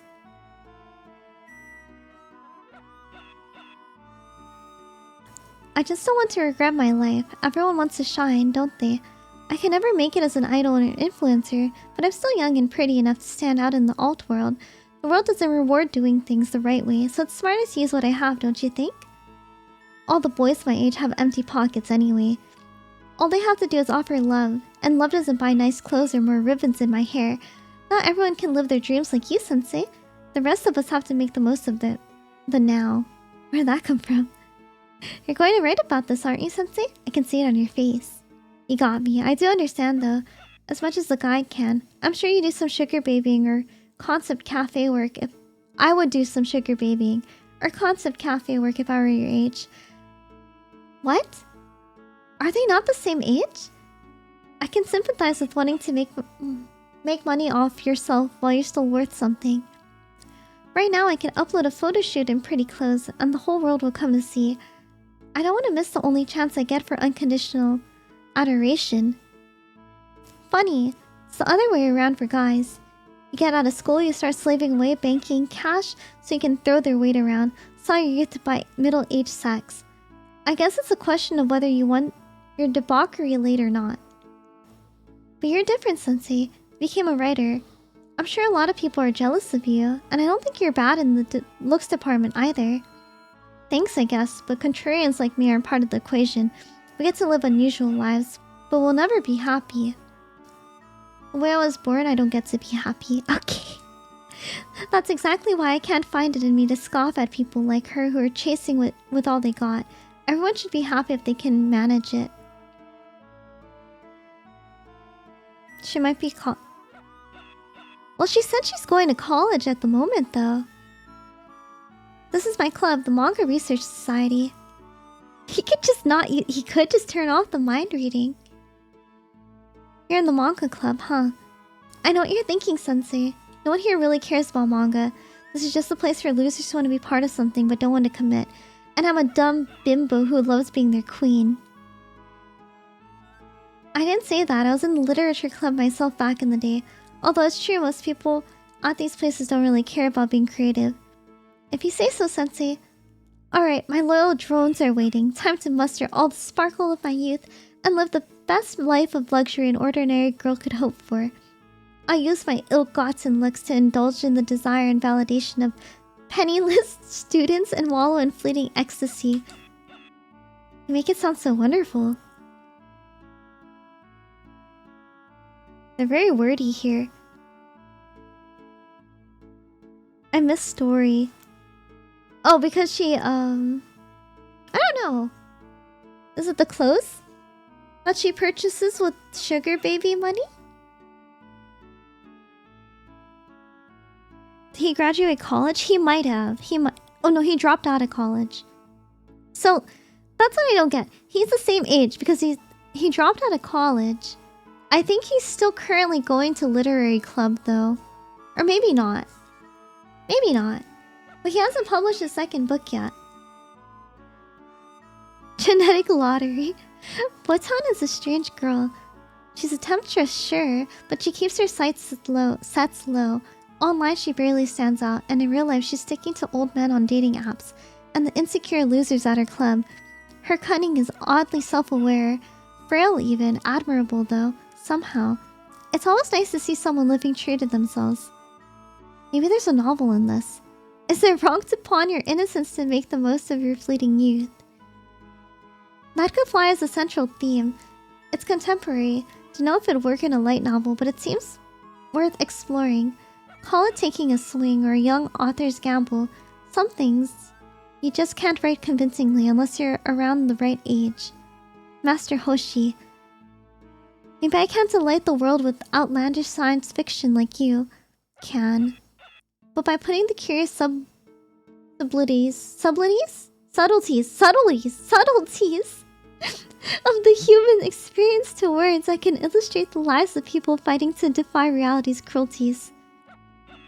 Her eyes, though, they have a foxy gleam. It's hard to look away. Maybe this is... Are we gonna... Okay, maybe this is like... This is chronological. This has to be... Oh, sister time, sister time. Horns off. Did you find an idea for your book yet, Oni-chan? I did, and I finally got some sunlight too. I'm feeling a little better today. I don't like the sun. The moon's much nicer. The sun makes everything all muggy and hot, but the moon just watches over us gently. I see why you'd like it. Your skin's so pale, your hair's so white. You're much more made for nighttime. Writers are made for nighttime too. Oh, you're right under the moon's faint light, Oni-chan. I'm thinking maybe about female strength. You're going to write about strength? About a kind of strength that knows its own limitations, its own weakness. Do you think you're weak, Oni-chan? I wonder. I still produce serotonin like everyone else when I walk around in the afternoon sun. I act all misanthropic, but I'm just an animal, really. So maybe that's weakness too. But there's an honesty to it that I find appealing too. Do you think honesty is strength or weakness? I don't think it's strength to speak without thinking, but defying social expectations to stay true to yourself, that's kind of strength. Maybe. I find it hard to see the difference, but maybe I should ask the moon. Good idea, I'll ask it for you. Whether the two of us are weak.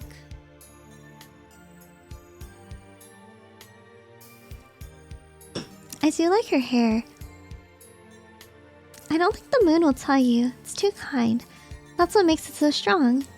You should go sleep while it's still looking down on us, Oni-chan. Alright, sweet dreams, Sahana. What is it? What's the... I want to see the art. You don't really like phones, do you, Oni-chan? It's unusual for someone your age. I guess it makes sense. You don't like anywhere that people gather, and your phone gives you that same feeling. A phone is a technological window between you and and countless other people. From your perspective, what could be more terrifying? Nonetheless, you have one to prove that you're still here. Minecraft? Oh, cute! She gonna kiss.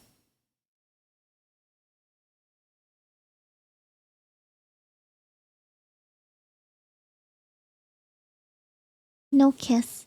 No kiss, guys. We didn't get kissed. I thought she was gonna kiss us. That was weird.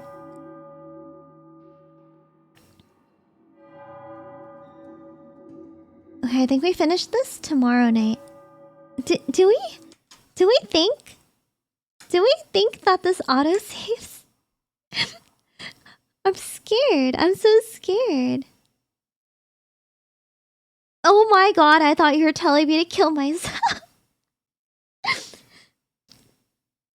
Kiss. Yes, kiss.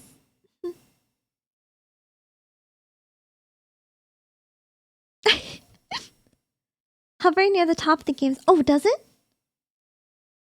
Won't be in the text sections. Okay, we can start text. We can start a text. Kiss your sister. Oh my god. That was genius. After the war, we were permitted every freedom, but one might say that the people were permitted every freedom. When people are permitted every freedom, they become aware of their own inexplicable limits and needs. It is impossible for humans to ever be free. This is because humans live and thus must die, and because they think. Political reforms are made in a day, but human change cannot be effected so easily. It was long ago in distant Greece that humanity took its first step down a newly discovered path. Yet how much change do we see in ourselves today? Ango Sakaguchi. Discourse on decadence. Does it have a menu? I can't access the menu with the escape button, so I'll try the top of the screen. I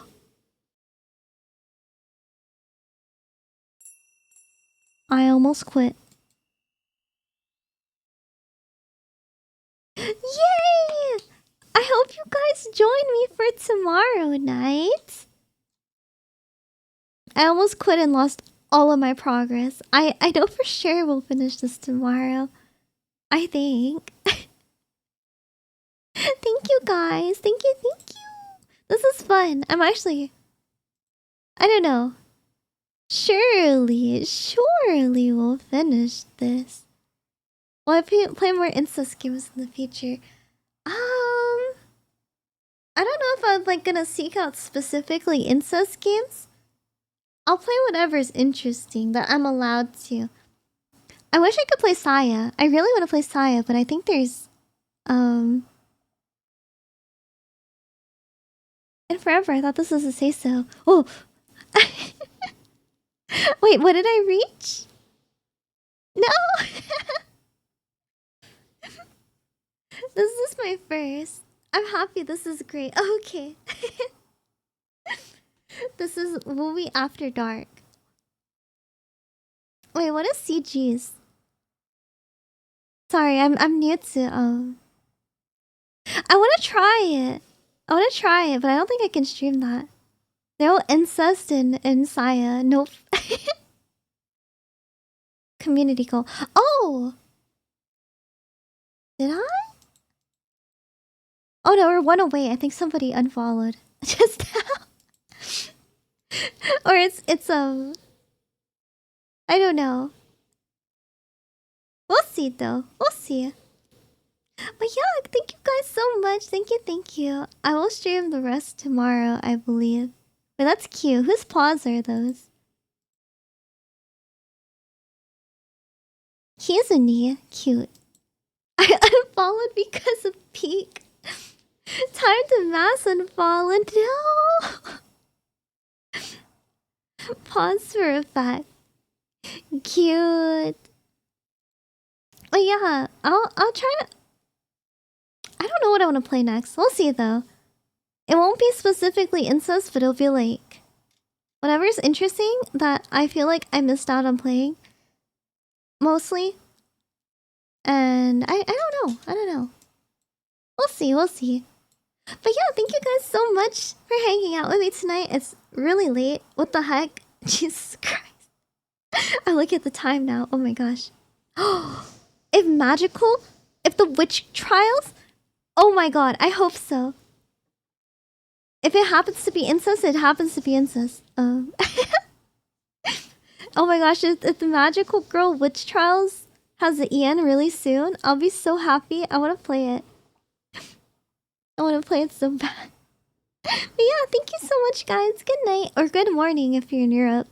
Or good night if you are in... Oh, is it even night? Good morning anywhere, I guess. Good morning everywhere. We're gonna get through this tomorrow. And see what happens to our cute little sister and us. Okay? Okay. Good night, everyone. Good night, good night. Thank you again. Enjoy the rest of your day. 1 p.m. for you. Oh my gosh, good afternoon, I guess. Read Blue Archive, it's a visual novel. Well, what if I spend money? That's the worst part. It's 2 p.m.?